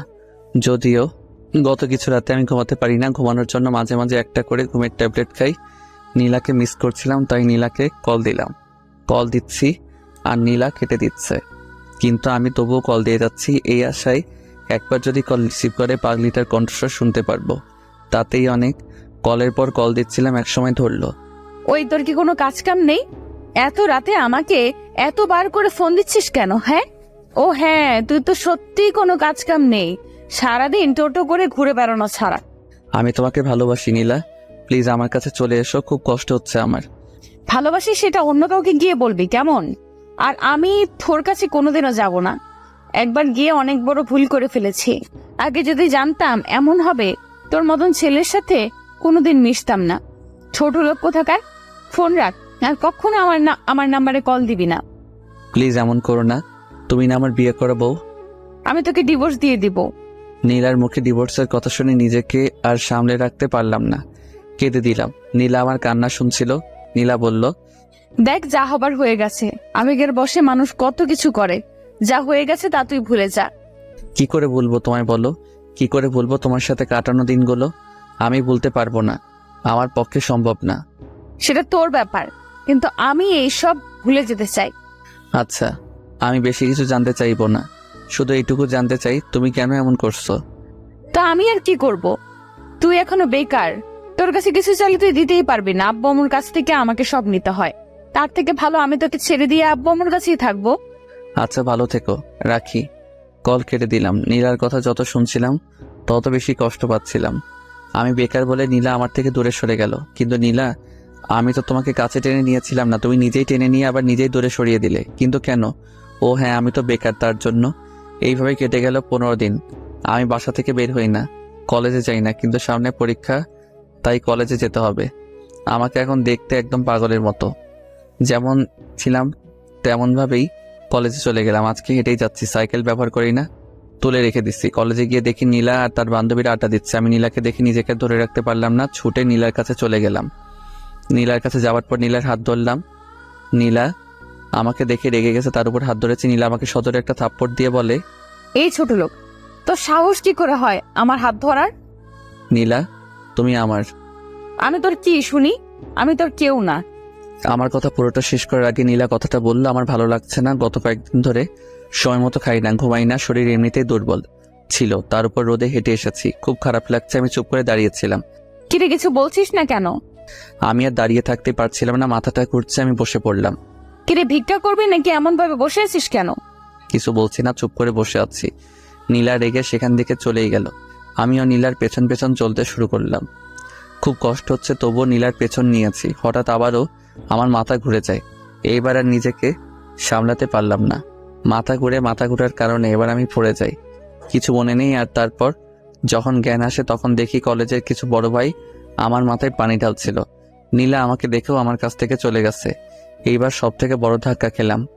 আমি বড় ভাইয়াদের ধন্যবাদ দিয়ে বাসায় চলে আসলাম। যদিও ভাইয়ারা বলেছিল আমাকে বাসায় পৌঁছে দিবে, কিন্তু আমি তাদের কোনো সাহায্য নিয়েছিলাম না। আমি একাই বাসায় চলে আসি। আম্মু বলল, কি হয়েছে?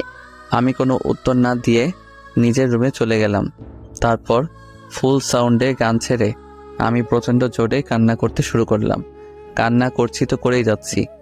একসময় নিজেকে বোঝালাম যে আমাকে ইনকাম করতে হবে, নীলাকে দেখিয়ে দিতে হবে। নীলা আমাকে অনেক অপমান করেছে। আর না, আমি গোসল করলাম, তারপর খেতে এলাম। গেল কয়েকদিন সময় মতো কিছু খাওয়া হয় না। এখন থেকে আগে নিজেকে ঠিক রাখবো, তারপর বাকি চিন্তা। আমি আর নীলার কথা ভেবে একদম কষ্ট পাবো না, অনেক হয়েছে। খেয়ে দিয়ে একটু বের হলাম। আমার এক বন্ধুর সাথে দেখা হলো, মানে স্কুল লাইফের। ওর আব্বু বড় এক কোম্পানি আছে। আর হ্যাঁ, আমি এসএসসি পরীক্ষার সময় ওকে অনেক কিছু দেখিয়েছিলাম। যদি আমি না দেখাতাম তবে বেচারা নিশ্চিত ফেল করত। বন্ধুর নাম রাফি। রাফি আমাকে দেখে আমার দিকে এগিয়ে এলো। হ্যাঁ দোস্ত, কি খবর? তোর চেহারা এমন হয়েছে কেন? তারপর রাফিকে সব বললাম। আরে এই ব্যাপার, আমি কালকে আব্বুকে বলে তোর জন্য কাজের ব্যবস্থা করে দিচ্ছি। হ্যাঁ দোস্ত, সেটা করলে অনেক ভালো হয়। তুই কোনো চিন্তা করিস না, ভাবি ভুল করেছে, দেখবি সব ঠিক হয়ে যাবে। হ্যাঁ, কাল তুই কাজে জয়েন করিস। তারপর রাফি আর আমি মিলে একটু ঘুরে বেড়ালাম। পরদিন সকালে আম্মুকে বললাম, আম্মু আমি অফিস যাচ্ছি। মানে অফিস? কিসের অফিস? তোর তো কলেজ আছে। আম্মু আমি আর পড়ালেখা করব না, আগে রোজগার করেই দেখিয়ে দিব আমিও পারি। হঠাৎ এমন কেন বলছিস বাবা? তোর কি টাকার দরকার? টাকার দরকার হলে আমাকে বল, আমি সব ব্যবস্থা করে দিচ্ছি। না আম্মু, আমার টাকার দরকার না, তবে যে জন্য আমি এমন করছি সেটা এতদিন তোমার কাছ থেকে গোপন রেখেছিলাম। কি গোপন রেখেছিলি বাবা? তারপর আমি আম্মুকে নীলার সব কথা বলি। এত কিছু হয়ে গেল আর তুই আজকে আমাদের বললি? আম্মু আমি ভেবেছিলাম সব ঠিক হয়ে যাবে, কিন্তু সেটা তো আর হলো না। তাই আম্মু, আব্বু তো আমাকে বাইকের কথা বলেছিল। অফিস যখন করব একটা বাইক খুব দরকার। আব্বুকে বলে একটা ম্যানেজ করে দাও না। তুই কোনো চিন্তা করিস না বাবা, আজকে এই বাইক পেয়ে যাবি। আম্মুকে সালাম করে অফিসের উদ্দেশ্যে বের হলাম। একটা রিক্সা নিলাম। অফিসে যাওয়ার আগে আমি রাফিকে ফোন দিলাম। রাফি বলল, তুই অফিসে আয়, আমি অফিসেই আছি। আমি অফিস চলে গেলাম, কিন্তু দারোয়ান আমাকে ঢুকতে দিচ্ছে না। তাই আবার রাফিকে ফোন দিলাম। রাফি নিজেই নিচে চলে এলো। রাফি আমাকে নিয়ে তার বাবার কাছে চলে গেল। আব্বু, এই সোহেল আমার বন্ধু, যার কথা তোমাকে বলেছিলাম। আচ্ছা বাবা, তুমি পড়ালেখা বাদ দিয়ে হঠাৎ চাকরি করবে কেন? আমি তাকে আমার সব কথা বললাম। রাফির আব্বু আমার কথা শুনে বলল, বাবা তুমি এক কাজ করো, তুমি চাকরিও করো সাথে পড়ালেখাও করো। না স্যার, আমি চাকরিতেই আমার মনোনিবেশ করতে চাই। আমার কথা শুনে রাফির আব্বু আর কিছু বলল না, আমাকে কাজ দিয়ে দিল। কাজ খুব সহজ। কে কখন অফিসে আসলো সেটা লেখা, আর কে কি কাজ করছে সেগুলো মনিটর করা। বেতন নাকি 25,000 টাকা। যদিও আমি এই কাজে এত বেতন আশা করি নাই। রাফি আমাকে অফিস রেখে চলে গেল। রাফির আব্বু আমাকে আমার বসের সাথে পরিচয় করিয়ে দিল। বস আমাকে দেখে কেন জানি না জড়িয়ে ধরে কান্না করে দিল।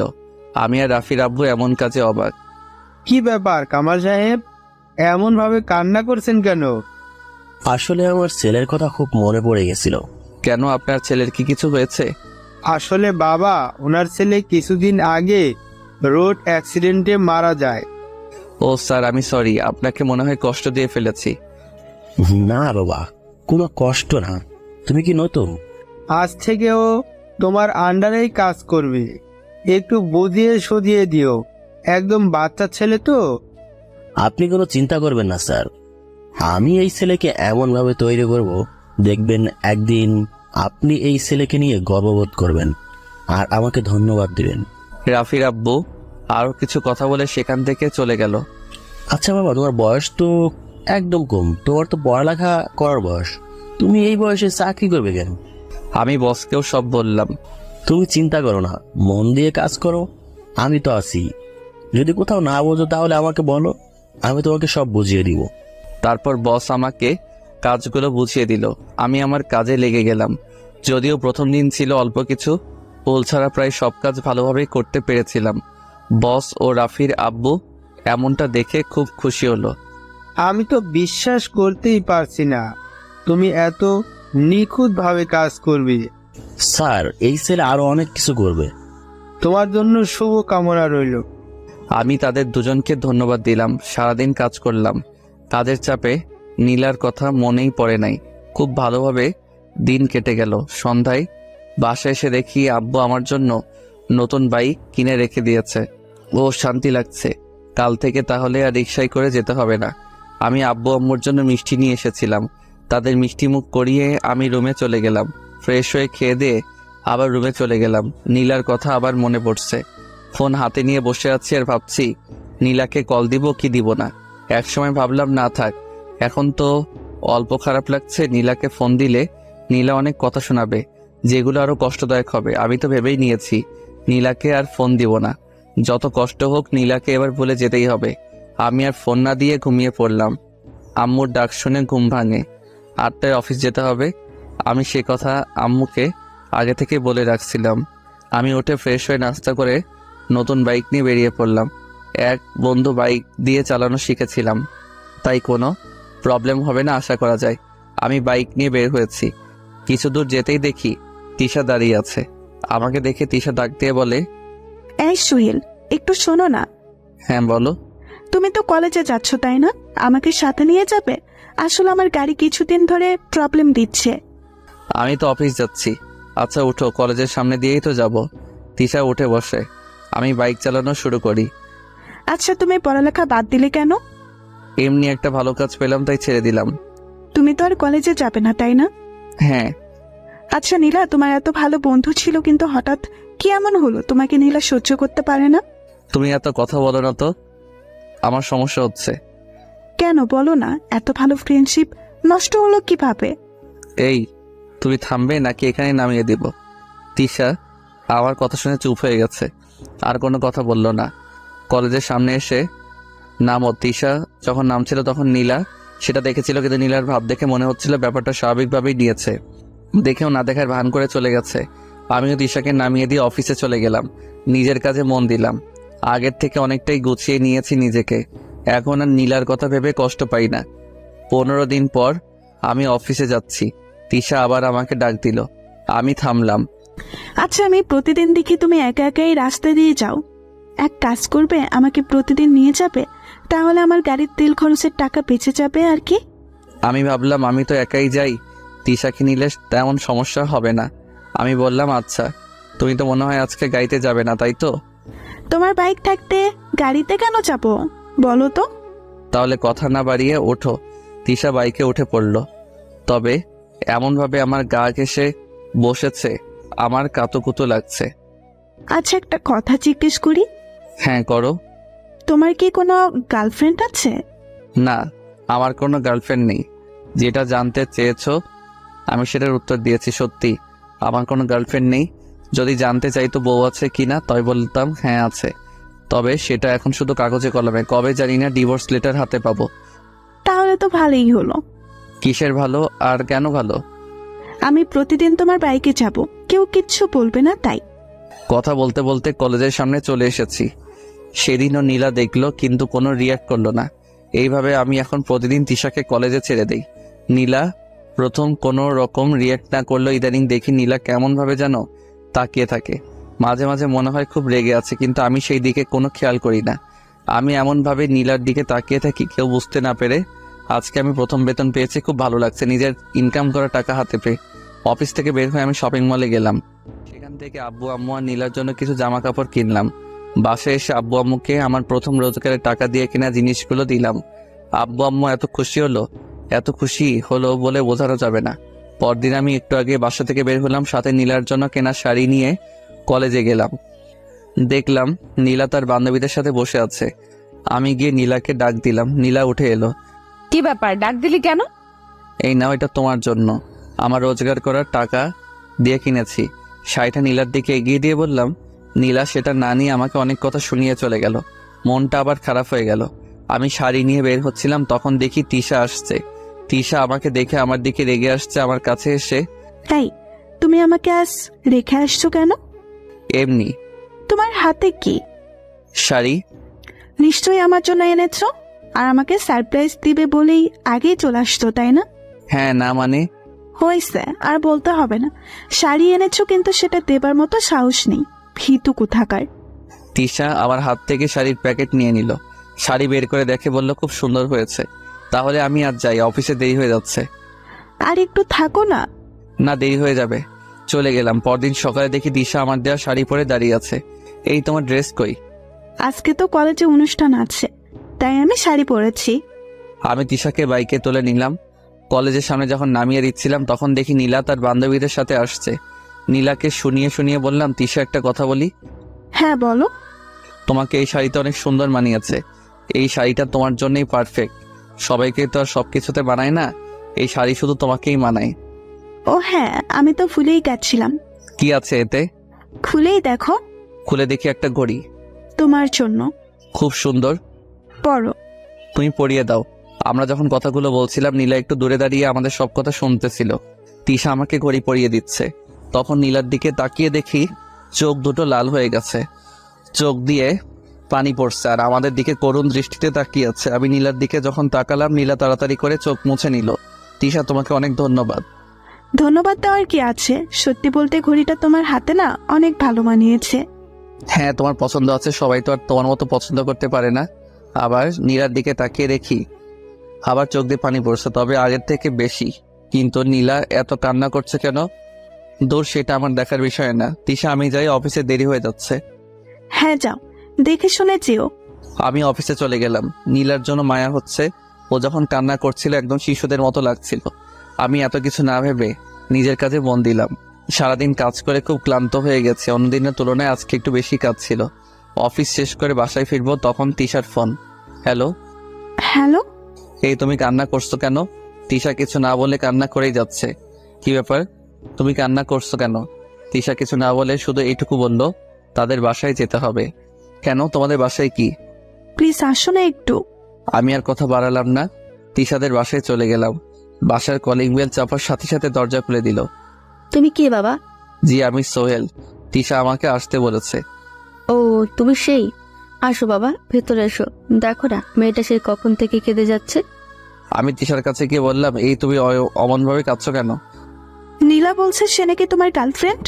তিশান এমন কথা শুনে আমি তো অবাক। আমি বললাম, কখন বলছে এই কথা? সকালে যখন তুমি চলে গেলে তখন। আমি কি বলবো, আমার কিছু বলার নেই, শুধু রাগ হচ্ছে নীলার উপর। এইভাবে আমাকে কালার করলো কেন? আচ্ছা, নীলা যদি আমার গার্লফ্রেন্ড হয়েও থাকে, এতে তোমার কান্না করার কি আছে? কি নেই সেটা বলো, আমি তোমাকে অন্য কারোর সাথে ভাগ করে নিতে পারবো না। মানে এখানে ভাগাভাগির কি আসলো, কোথা থেকে? সেটা তুমি বুঝবা না। তুমি তো মনে হয় অফিস থেকে আমাদের বাসায় আসছো, তাই না? হ্যাঁ, বাসায় যাওয়ার সুযোগ দিলে তো আমি বাসায় যাব। আচ্ছা যাও, তুমি ফ্রেশ হয়ে আসো, আমি আম্মুকে বলে খাবার দিচ্ছি। না, আমি বাসায় গিয়ে খাবো। তুমি আমাদের বাসায় না খেলে কিন্তু আমি কান্না করব, আর আমিও কিচ্ছু খাবো না। কি পাগলি মেয়ের বাবা। তিশার পাগলামির কারণে আমি তিশাদের বাসায় সেদিন খেয়ে বাসায় ফিরলাম। বাসায় এসে আব্বু আম্মুর সাথে কিছু কথা বলে রুমে চলে গেলাম। ঘুমানোর জন্য প্রস্তুতি নিচ্ছি, ঠিক তখন অচেনা একটা নাম্বার থেকে কল আসে। আমি কল রিসিভ করলাম। সালাম দিয়ে বললাম, কে? ওপাশ থেকে একটা মেইলি কণ্ঠ বলে, আমি কি সেটা না জানলেও চলবে? তা আজকাল দেখছি বাসায় বউ রেখে অন্য মেয়েদের সাথে ঘোরাঘুরি হচ্ছে। সরি, আপনি মনে হয় কোথাও ভুল করছেন। ভুল কেন করতে যাব? আমি তো ঠিকটাই বললাম। আপনি পুরোপুরি ভুল বলছেন। আমার বাসায় কোনো বউ নেই। আপনি মনে হয় ভুল নাম্বারে কল দিয়েছেন। আমি একটু চেক করে নিচ্ছি। কিছুক্ষণ পর মেয়েটি, সরি ভাইয়া, খুব দুঃখিত, আসলে আপনার নাম্বার আর আমার ফ্রেন্ডের নাম্বার প্রায় সেম, শুধু যেখানে 5 হবে সেখানে 4 দিয়ে ফেলেছি। আমি খুব সরি। সেটা বুঝলাম, তা আপনার ফ্রেন্ড কি করেছে জানতে পারি? আসলে আমার ফ্রেন্ড বিয়ে করেছে, 1 বছর হতে চলেছে। আজ দেখি অন্য একটা মেয়ের সাথে ঘুরছে। আচ্ছা, একটা কথা বলি, হ্যাঁ, অন্য মেয়ের সাথে ঘুরলেই কি প্রেম হয় নাকি? হতে পারে তারা পুরনো ফ্রেন্ড, অনেকদিন পর দেখা হয়েছে তাই। হ্যাঁ, আমি যতদূর জানি মেয়েটি আমার ফ্রেন্ডের অনেক আগেকার বন্ধু। আচ্ছা, আমি আর একটা কথা বলি, আপনার ফ্রেন্ড যদি আপনাকে নিয়ে ঘুরে বেড়ায় তাহলে কি আপনার সাথে তার প্রেম হবে?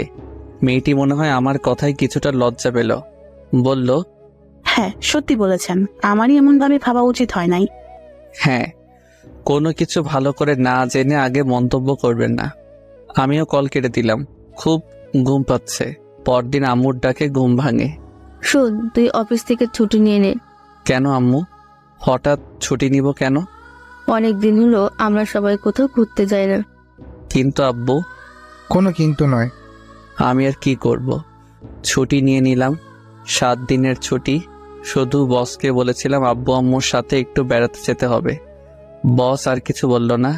আমি আম্মুকে বললাম, হঠাৎ খালার বাসায় কেন যাচ্ছি? আরে আমরা কিছুদিনের জন্য বেড়াতে যাব তাই। ও আচ্ছা, তাহলে তো ট্রেনে যেতে হবে। তাই টিকিট কেটে ট্রেনে উঠে পড়লাম।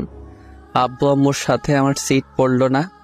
ভাগ্য খারাপ, অন্য জায়গাতে বসতে হয়েছে। আমি আমার সিটে বসে আছি। কিছুক্ষণ পর একটা অবাক করা ব্যাপার, আরে এ তো নীলা। নীলা আমার মুখোমুখি সিটে বসেছে। নীলাও মনে হচ্ছে আমাকে দেখে অবাক হয়েছে।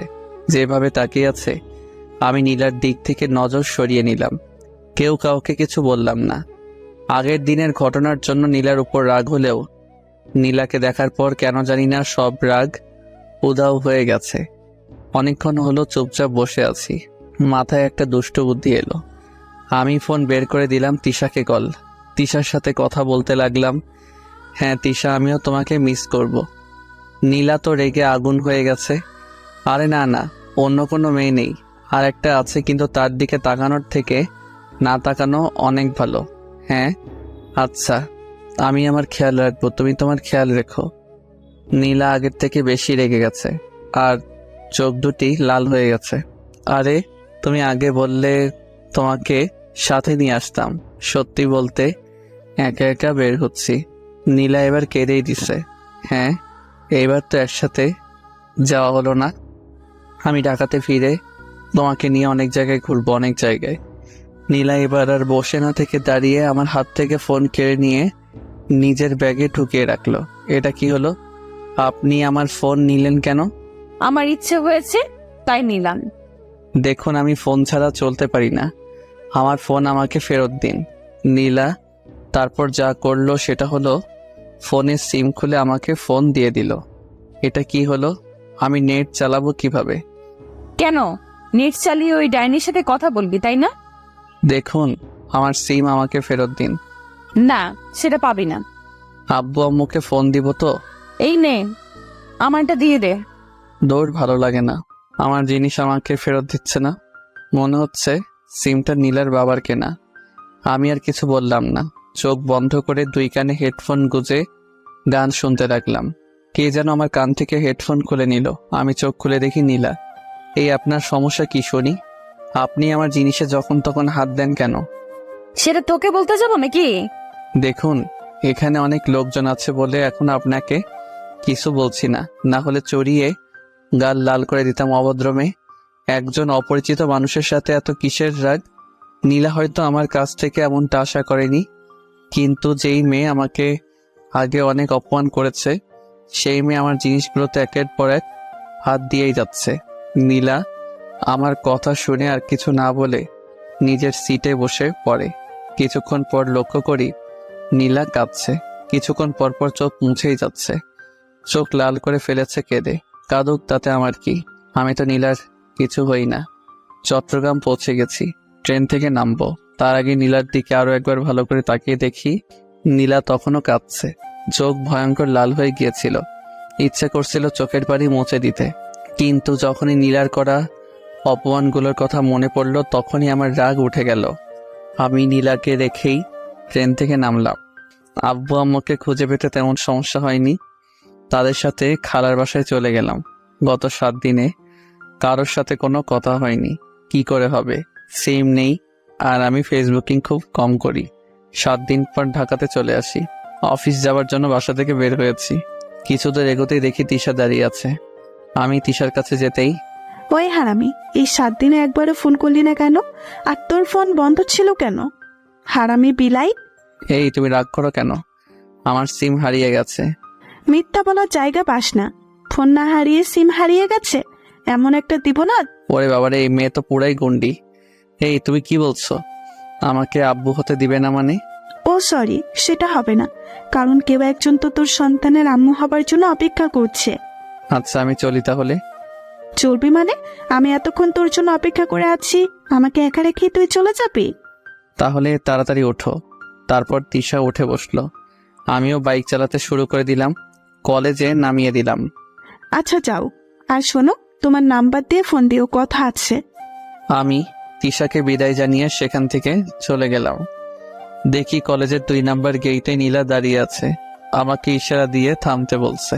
যদিও নীলার সাথে কথা বলার কোনো ইচ্ছা আমার নেই, তবু মেয়েটা এমনভাবে ডাকছে, না শুনে যাওয়া মনে হয় ঠিক হবে না। আমি বাইক থামালাম। হ্যাঁ বলুন, আমাকে কেন দাঁড় করালেন? কেমন আছো? ওই, আমি কেমন আছি না আছি সেটা জানার জন্য কি আপনি আমাকে দাঁড় করিয়েছেন নাকি? কোনো কাজ কাম নেই, থাকেন তো আজাইরা যত সব। এমন ভাবে বলছো কেন? কেমন ভাবে বললাম আমি? রাস্তা ছাড়ুন, আমার অফিসের দেরি হয়ে যাচ্ছে। অফিস করতে কে বলেছে পড়াশোনা বাদ দিয়ে? সেটা আপনার থেকে ভালো কেউ জানে না। আমার রাস্তা ছাড়ুন। এই নাও তোমার সিম কার্ড। আমি নীলার কাছ থেকে সিম নিয়ে চলে এলাম। কি দরকার এমন মানুষের সাথে কথা বলার, যে কিনা কোনো একদিন আমাকে জানা তাই বলে অপমান করেছে? আমি যখন চলে আসছিলাম বাইকের লুকিং গ্লাস দিয়ে দেখছিলাম নীলা আমার দিকে তাকিয়ে আছে আর চোখ মুছছে। আমি অফিসে চলে গেলাম। অফিসের বসের সাথে কিছু কথা বলে আমার কাজে আমি মন দিলাম। অনেক দিনের কাজ পড়ে আছে, কাজ করতে করতে হাঁপিয়ে গেলাম, তবুও কাজ শেষ হয় না। আমি মনে মনে বললাম, আর কোনোদিন ছুটি নিয়ে বেড়াতে যাব না। সারাদিন কাজের চাপে মাথা ধরে গেছে। রাতে বাসায় ফিরলাম। এইভাবে চলে গেল আরো কিছুদিন। শুক্রবার শুয়েছিলাম, বিকালের দিকে তিশার ফোন। হ্যাঁ বলো। এই, তুমি না আমাকে বলেছিলে আমাকে নিয়ে ঘুরতে যাবে? হ্যাঁ কথা ছিল তো। তাহলে চলো না, আজকেই আমরা ঘুরতে যাব। কিন্তু প্লিজ, কোনো বারণ দেখিও না, চলো না। আচ্ছা তুমি রেডি হও, আমি বের হচ্ছি। তারপর তিশাকে নিয়ে ঘুরতে বের হলাম।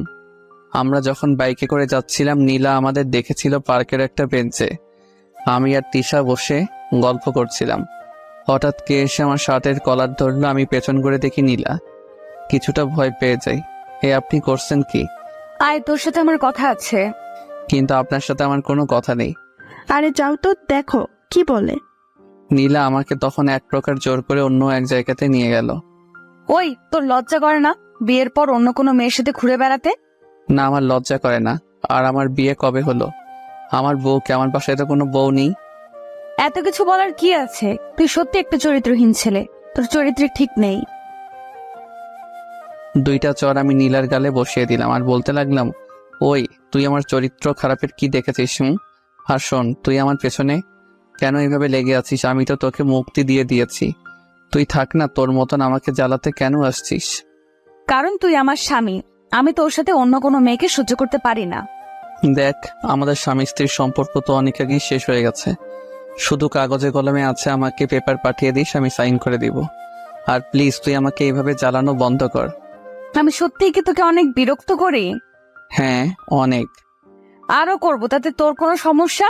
আমি যত ইচ্ছা তোকে বিরক্ত করব, দরকার হলে এখন সবার সামনে জড়িয়ে ধরে তোকে চুমু খাবো।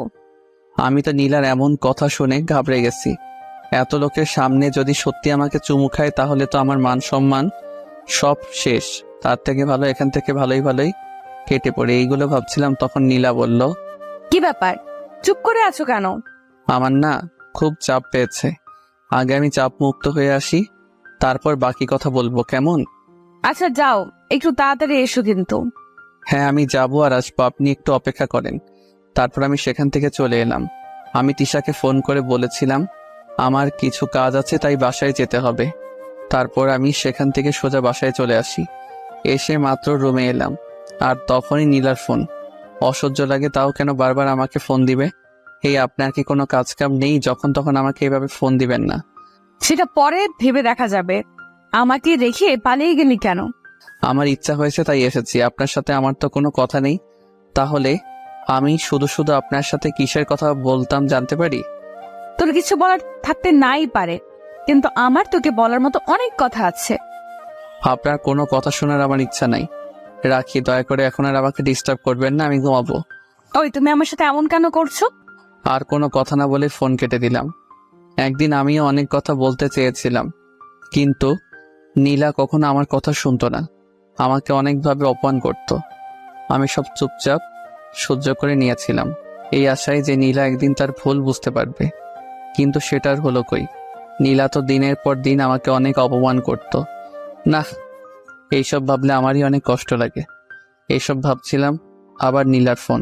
উফ, এই মেয়েটা পেয়েছেটা কি? আমি ফোন বন্ধ করে রেখে দিলাম আর বললাম, দে এবার কল দেখি কত কল দিতে পারি। ফোন বন্ধ করে দিলাম। এক ঘুমে রাত পার হয়ে গেল।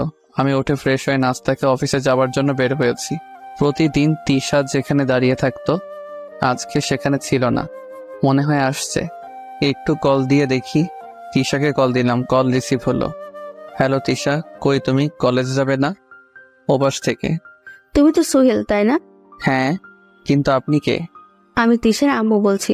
ও আন্টি, আপনি কেমন আছেন? ভালো নেই বাবা। কেন আন্টি, এমন কেন বলছেন? আসলে বাবা, গতকাল রাত থেকে তিশার মাথা প্রচুর ব্যথা করছিল। তিশা তখন একটা ঘুমের ওষুধ খেয়ে ঘুমায়, কিন্তু সকালে আমরা দেখি তিশার কোনো জ্ঞান নেই। তাই আমি আর তোমার আঙ্কেল তিশাকে হাসপাতালে নিয়ে এসেছি। আচ্ছা আন্টি, চিন্তা করবেন না, আমি বিকালে যাব একবার হাসপাতালে। এই বলে ফোন কেটে দিলাম। অফিস গেলাম, কিন্তু কাজে মন বসছে না। বসকে বললাম, বস বলল দুপুর পর্যন্ত কাজ করে তারপর বাসায় যেতে। বসকে ধন্যবাদ জানিয়ে আমি কাজে মন দিলাম। দুপুরে অফিস থেকে ছুটি নিয়ে চলে গেলাম হাসপাতালে। আন্টি বলল তিশাকে নাকি অনেকগুলো টেস্ট করাতে হবে। আমি আন্টির সাথে বেশি কথা না বলে তিশার কাছে চলে গেলাম। দেখি তিশা শুয়ে আছে। আমি তিশার পাশে গিয়ে বসলাম। কোনো কথা বলছি না। হঠাৎ তিশা চোখ মেলে তাকালো। আমাকে দেখে তিশা তো দারুণ খুশি। তোমার এতক্ষণে আসার সময় হলো বুঝি? জানো তোমাকে কত মিস করছিলাম। তুমি এখন সুস্থ আছো তো? এতক্ষণ অসুস্থ থাকলেও এখন আমি সুস্থ হয়ে গেছি। আচ্ছা, তোমার কি হয়েছিল গতকাল রাতে? আমার তো অত কিছু মনে নাই, শুধু এটুকু মনে আছে আমার মাথা অনেক ব্যথা করছিল। তারপর আর কিচ্ছু মনে নেই। আচ্ছা, তোমার এত কথা বলার দরকার নেই, এখন চুপ করে শুয়ে থাকো। তাহলে আমি চুপ থাকতে পারবো না, আমি তোমার সাথে কথা বলবো। আমার কথা না শুনলে আমি এখনই চলে যাব কিন্তু। এই না না, আমি চুপ হয়ে যাচ্ছি, তবুও তুমি যেও না প্লিজ। হ্যাঁ, তুমি চুপ থাকলে আমি যাব না। এরপর তিশা চুপ হয়ে যায় আর আমার দিকে তাকিয়ে থাকে। আমি তিশার দিকে তাকাতে পারছি না, আমি অন্যদিকে চেয়ে আছি। হঠাৎ তিশা বলল, এই তুমি দুপুরে খেয়েছো? না, আমি তো অফিস থেকে এখানে এসেছি। তুমিও না? দাঁড়াও, আমি এক্ষুনি আম্মুকে বলছি। তিশা, এটা তোমার বাসা না, ওকে? তাহলে তুমি প্লিজ এখন বাসায় চলে যাও, আবার পরে এসো। হ্যাঁ, আমি আজ যাই কেমন, পরে আবার আসবো। ওকে যাও, দেখে শুনে যাবে কিন্তু। তুমি দেখে শুনে থেকো। চলে এলাম বাসায়। আম্মু জিজ্ঞেস করছিল তাড়াতাড়ি বাসায় ফেরার কারণ কি। আমি বলেছিলাম ভালো লাগছিল না, তাই চলে এসেছি। আম্মু আর কিছু বলে নাই। রাতে শুয়ে আছি, তখন তিশা ফোনে হ্যাঁ বলল। রাতে হঠাৎ কেন ফোন দিলে? তোমাকে দেখতে খুব ইচ্ছে করছে, একটু আসবে? কাল গেলে হয় না? না হয় না, তুমি এখন আসো না প্লিজ, একবার আসো, খুব মিস করছি তোমায়। আচ্ছা, আমি আসছি, তবে বেশিক্ষণ থাকতে পারবো না কিন্তু। আগে তো তুমি আসো, পরে বাকি কথা। আমি চলে গেলাম হাসপাতালে। তিশা এখন উঠে বসেছে। আমাকে দেখে তিশা বলল, এই তুমি এসেছো, আসো আমার কাছে আসো। আমি গিয়ে তিশার পাশে বসে পড়ি। তিশার আম্মু ছিল সেখানে। আমাদের বলল, তোরা কথা বল, আমি ডাক্তারের সাথে কথা বলে আসছি। তা এই এত রাতে আমাকে ডেকে আনার কি দরকার ছিল? আমি কি করব, তোমাকে আমি খুব মিস করছিলাম, দেখতে খুব ইচ্ছা করছিল, তাই তো ডেকে আনলাম। দেখা হয়ে গেছে, এবার আমি যেতে পারি? প্লিজ আর কিছুক্ষণ থাকো না। না, আমার আবার কাল সকালে অফিস আছে।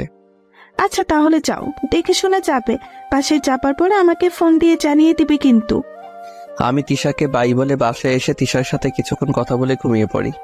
তিশা 4 দিন হাসপাতালে ছিল। আমি প্রতিদিন তিশার সাথে দেখা করতে যেতাম। 5 দিন পর তিশা আবার কলেজে যাবে। আমাকে আগে থেকে ফোন দিয়ে জানিয়ে দিল।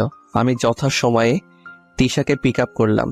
কলেজের সামনে তিশাকে নামিয়ে কিছু কথা বলছিলাম, তখন দেখি নীলা আমাকে দেখে রাগী লোক নিয়ে তাকিয়ে আছে। নীলাকে আরো একটু রাগানোর জন্য তিশার সাথে আরো হেসে হেসে কথা বললাম।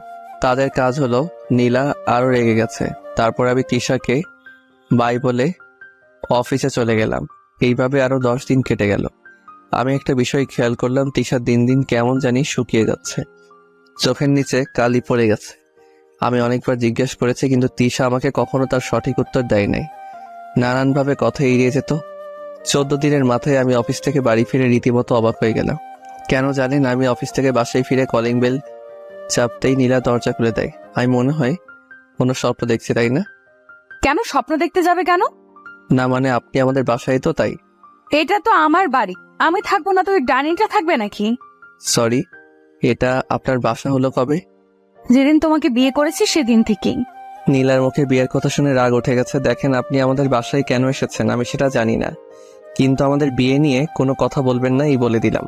কেন কোনো কথা বলবে না কেন? কারণ বিয়ে একটা পবিত্র কাজ। আপনার মুখে বিয়ের কথা মানায় না। আপনি আমাদের বিয়ে নিয়ে কথা বললে সেটা অপবিত্র হয়ে যায়। আর আপনি এভাবে দরজা আঁকড়ে দাঁড়িয়ে আছেন কেন? আমাকে বাসার ভেতরে যেতে দিবেন তো নাকি? এই বলে আমি নীলাকে এক প্রকার ধাক্কা দিয়ে সরিয়ে দিয়ে বাসার ভেতরে চলে গেলাম। বাসার ভেতরে গিয়ে আমি আব্বু আম্মুকে চড়ে চড়ে ডেকে বললাম, আব্বু আম্মু, এই মেয়ে আমাদের বাসায় কি করছে? দেখো বাবা, মেয়েটা একদিন ভুল করেছিল, কিন্তু ভুল বুঝে তোর কাছেই ফিরে এসেছে। আম্মু, আমি এই মেয়েকে আর চাই না, বের হয়ে যেতে বলো আমাদের বাসা থেকে। নীলা আমার কথা শুনে আমার দিকে করুণ দৃষ্টিতে তাকিয়েছিল। দেখে মনে হচ্ছে এখনই চোখ দিয়ে জল গড়িয়ে পড়বে। আমার বাসা থেকে আমার বৌমাকে বের করে দেওয়ার তুই কে? আব্বুর কথা শুনে অবাক হয়ে গেলাম। এই মেয়ে নিশ্চয়ই আব্বু আম্মুকে নিজের কবজায় নিয়ে নিয়েছে, তাই আব্বু আম্মু নীলার হয়ে কথা বলছে। তোমাদের যা ইচ্ছা তাই করো, কিন্তু নীলা যেন আমার সামনে না আসে। এই বলে আমি রুমে চলে গেলাম। দেখি রুমে নীলার অনেক জিনিস, আমার রাগ উঠে গেল। আমি সেগুলো বাইরে ছুঁড়ে ফেলতে লাগলাম। একসময় নীলা এসে বলল, আরে আরে কি করছে এগুলো? আমার জিনিসগুলো বাইরে ফেলে দিচ্ছ কেন? আমার রুমে তোর কোনো জায়গা নেই, আর তোর জিনিসের কোনো জায়গা নেই। আব্বু আম্মুর জন্য তোকে বাসা থেকে বের করে দিতে পারলাম না। আর শোন, তুই এই বাসায় থাকবি ভালো কথা, কিন্তু আমার সামনে কখনো আসবি না। যা, তুই পাশের রুমে চলে যা। নীলা কান্না করতে করতে চলে গেল। 20তম দিন দুপুরে অফিসে কাজ করছি, তখন তিশার আম্মুর ফোন। আমি কল রিসিভ করা মাত্রই তিশার আম্মু কান্না করতে করতে বলল, বাবা, তুমি যেখানেই থেকো সিটি হাসপাতালে চলে এসো, তিশার অবস্থা খুব খারাপ। আমি তাড়াতাড়ি সিটি হাসপাতালে চলে যাই, কিন্তু হাসপাতালে যাওয়ার পর যা শুনতে পেলাম, বড় ধরনের ধাক্কা খেলাম। তিশা নাকি আমাদের সবাইকে ছেড়ে চলে গেছে না ফেরার দেশে। তিশার আম্মু কান্না করতে করতে একটা চিঠি আমার দিকে এগিয়ে দিয়ে বলল, বাবা, তিশা তোমাকে এই চিঠিটা দিতে বলেছিল। আমি চিঠিটা পকেটে ভরে নিলাম। তিশাকে শেষ দেখার জন্য গেলাম। মেয়েটা কি সুন্দর ঘুমিয়ে আছে, মনে হচ্ছে এইমাত্র উঠে বসে বলবে, সোহেল তুমি এসেছো। কিন্তু আমার মাথায় আসছে না, হঠাৎ তিশার কি এমন হলো যেমন ভাবে আমাদের রেখে চলে গেল। আমি ডাক্তারের কাছে জিজ্ঞেস করলাম। ডাক্তার আমাকে জানালো তিশার নাকি ব্রেইন ক্যান্সার ছিল। সেটা এমন পর্যায়ে ধরা পড়েছিল যখন আর কিছু করার ছিল না। তিশার সব কাজ শেষ করতে করতে রাত হয়ে গেল। বাইক তিশাদের বাসায় রেখে আসলাম। হেঁটে হেঁটে বাসায় ফিরছি, তখন মনে পড়ল তিশা আমার জন্য কোনো এক চিঠি রেখে গেছে। আমি সেটা বের করে পড়তে শুরু করলাম। লেখা ছিল, প্রিয় সোহেল, চিঠিটা যখন তুমি পড়ছো তখন তোমার থেকে অনেকটা দূরে চলে গেছি, কিন্তু জানো তোমাকে ছেড়ে যেতে আমার ইচ্ছে করছিল না। যখন শুনতে পেলাম আমার হাতে আর সময় নেই, জানো খুব কষ্ট হয়েছিল তোমাকে একা রেখে যেতে হবে। জানো তোমাকে অনেক ভালোবেসে ফেলছিলাম, যদিও তোমার দিক থেকে কখনো কোনো সাড়া পাইনি। তুমি আমার থেকে সব সময় দূরত্ব বজায় রেখেই চলছো, হয়তো একজন ভালো বন্ধু হিসাবে দেখেছ, কিন্তু তোমার সাথে চলতে চলতে কখন তোমাকে ভালোবেসে ফেলেছিলাম সেটা আমি নিজেও জানি না। জানো একদিন আমি স্বপ্ন দেখছিলাম যে আমাদের ছোট্ট একটা সংসার আছে, সেখানে আমি, তুমি আর আমাদের ছোট্ট একটা রাজকন্যা আছে। আমি ভয়ে তোমাকে স্বপ্নের কথা বলতে পারি নাই, যদি তুমি রাগ করো। আমার ইচ্ছা ছিল স্বপ্ন সত্যি করব, কিন্তু সেটা কোনোদিন সম্ভব নয়। আমি তো চলে গেলাম, তুমি কিন্তু ভেঙে পড়ো না, নিজেকে শক্ত করবে আর সময় মতো সব করবে। বেশি কিছু বলে শুধু শুধু তোমাকে কষ্ট দিতে চাই না। ভালো থেকো, ইতি, তিশা। চিঠি পড়েই আমি কান্না করে দিয়েছি, কিছু ভালো লাগছিল না, চারিদিক অন্ধকার হয়ে আসছে। অনেক কষ্টে বাসায় ফিরলাম। রাত আনুমানিক 12টা। কলিং বেল চাপতেই নীলা দরজা খুলে দিল। ওই, তুমি তোমার এই নষ্ট শরীর নিয়ে বাসার ভেতরে এসো না। মানে কি বলছো? খুব সহজ, এতক্ষণ তো তিশার সাথেই সময় কাটিয়ে এলে, তিশার সাথে নষ্টামি করে বাসায় ফিরলে। লজ্জা করে না বউ থাকতে অন্য একটা মেয়ের সাথে করতে? নীলার কথা শুনে রাগ এমন হলো,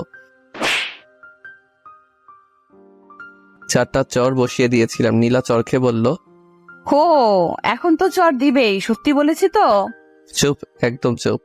তুই কি জানিস যাকে নিয়ে এত খারাপ খারাপ কথা বললি সে একটু আগে আমাদের সবাইকে রেখে চলে গেছে? কোথায় চলে গেছে?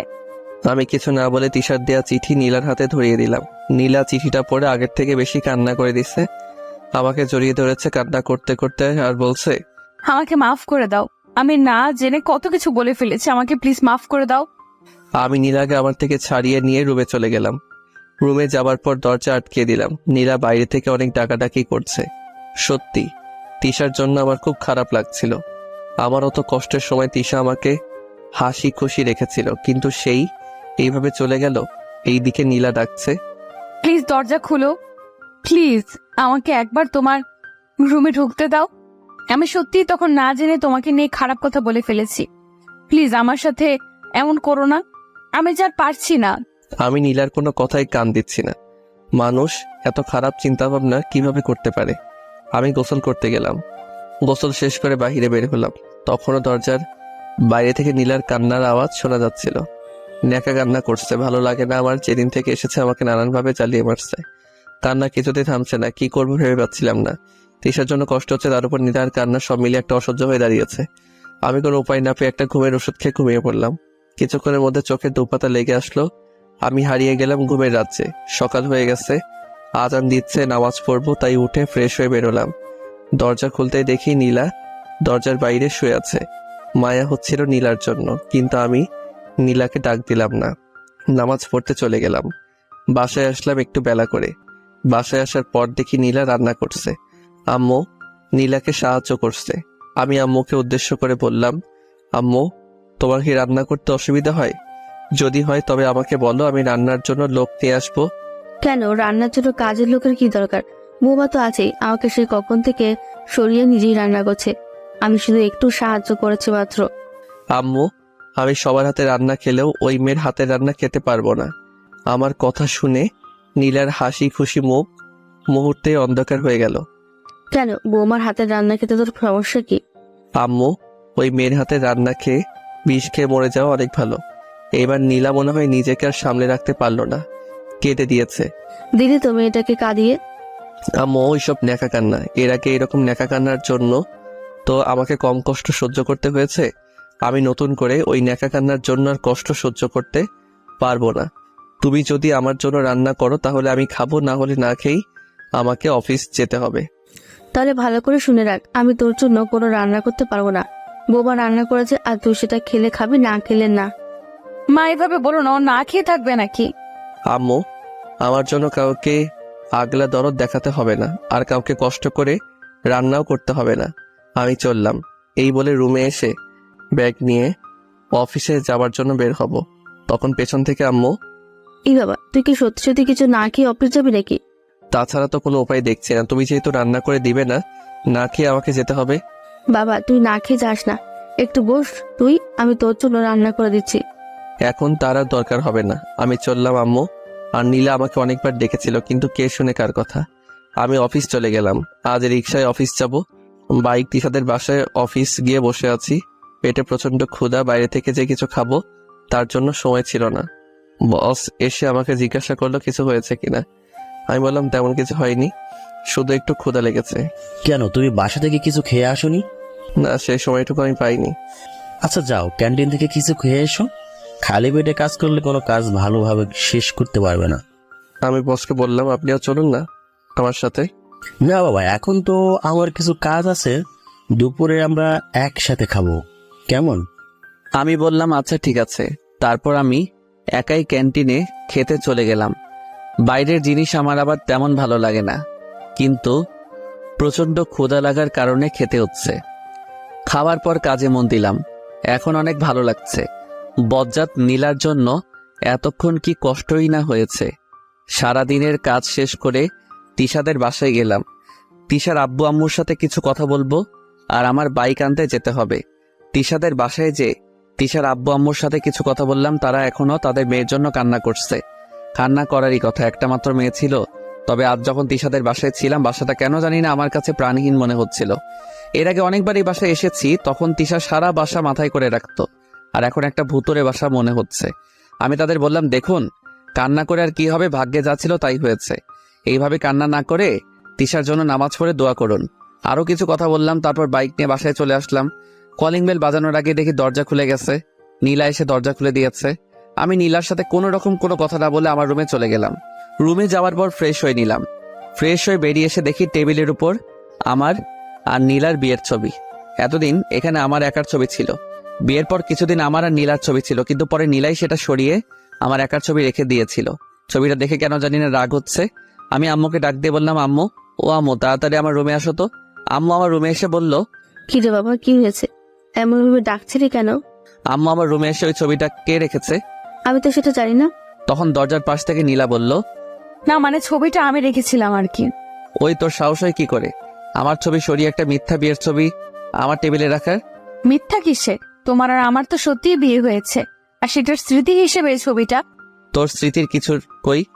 এই বলে আমি ছবিটা হাতে নিয়ে মেঝেতে ছুঁড়ে মারলাম। কাচের ফ্রেমের সাথে সাথে ভেঙে গেল। আম্মু আর নীলা অবাক দৃষ্টিতে তাকিয়ে আছে। এটা তুই কি করলি বাবা? আম্মু, যেটা করেছি অনেক ভালো করেছি। আচ্ছা বাবা, এখন রাগারাগি করার দরকার নেই, চল খেতে চল। আমি এই মেয়ের হাতে রান্না খেতে পারবো না। তোকে বৌমার হাতে রান্না খেতে হবে না, আমি তোর জন্য রান্না করে রেখেছি। তাহলে ঠিক আছে চলো। আম্মু আমাকে সাথে নিয়ে চললো।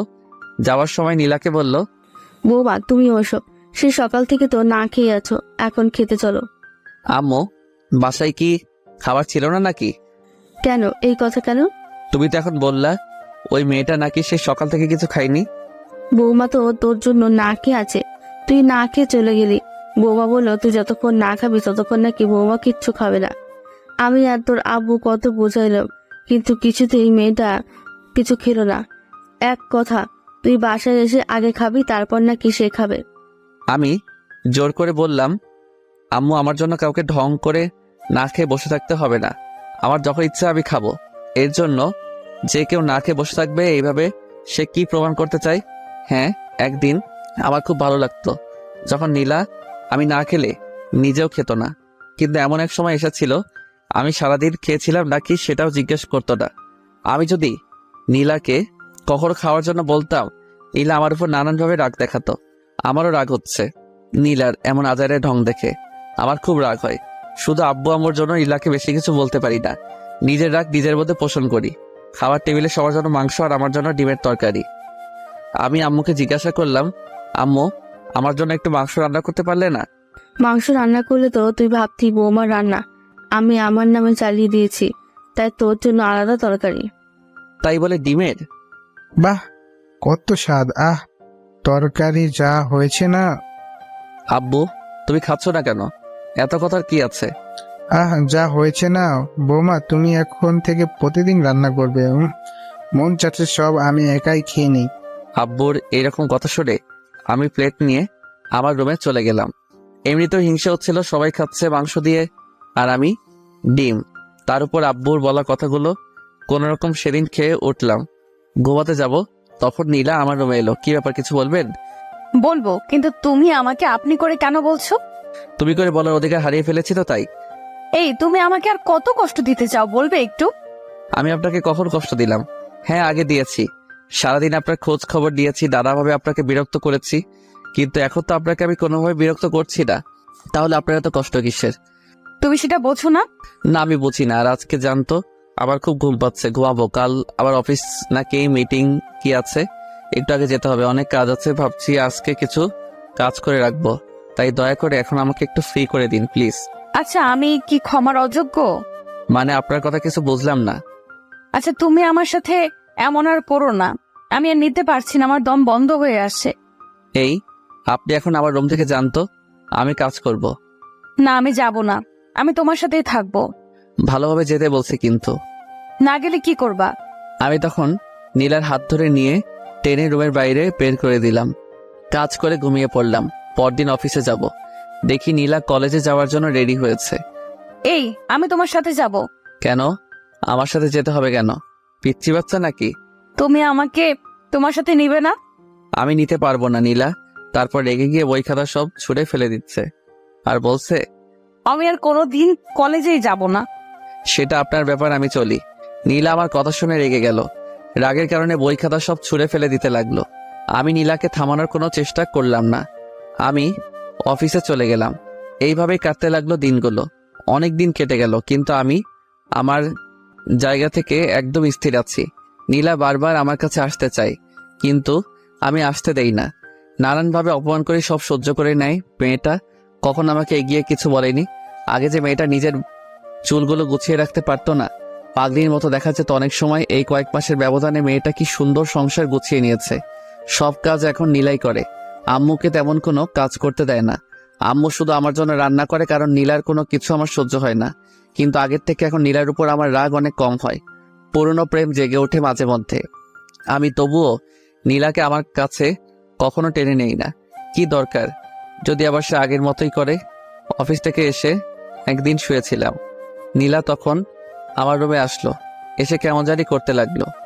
দেখে বোঝা যাচ্ছে কিছু একটা বলতে চাচ্ছে। কি এবার কিছু বলবে নাকি? না, মানে কালকে আমার সাথে একটু শপিং এ যাবে?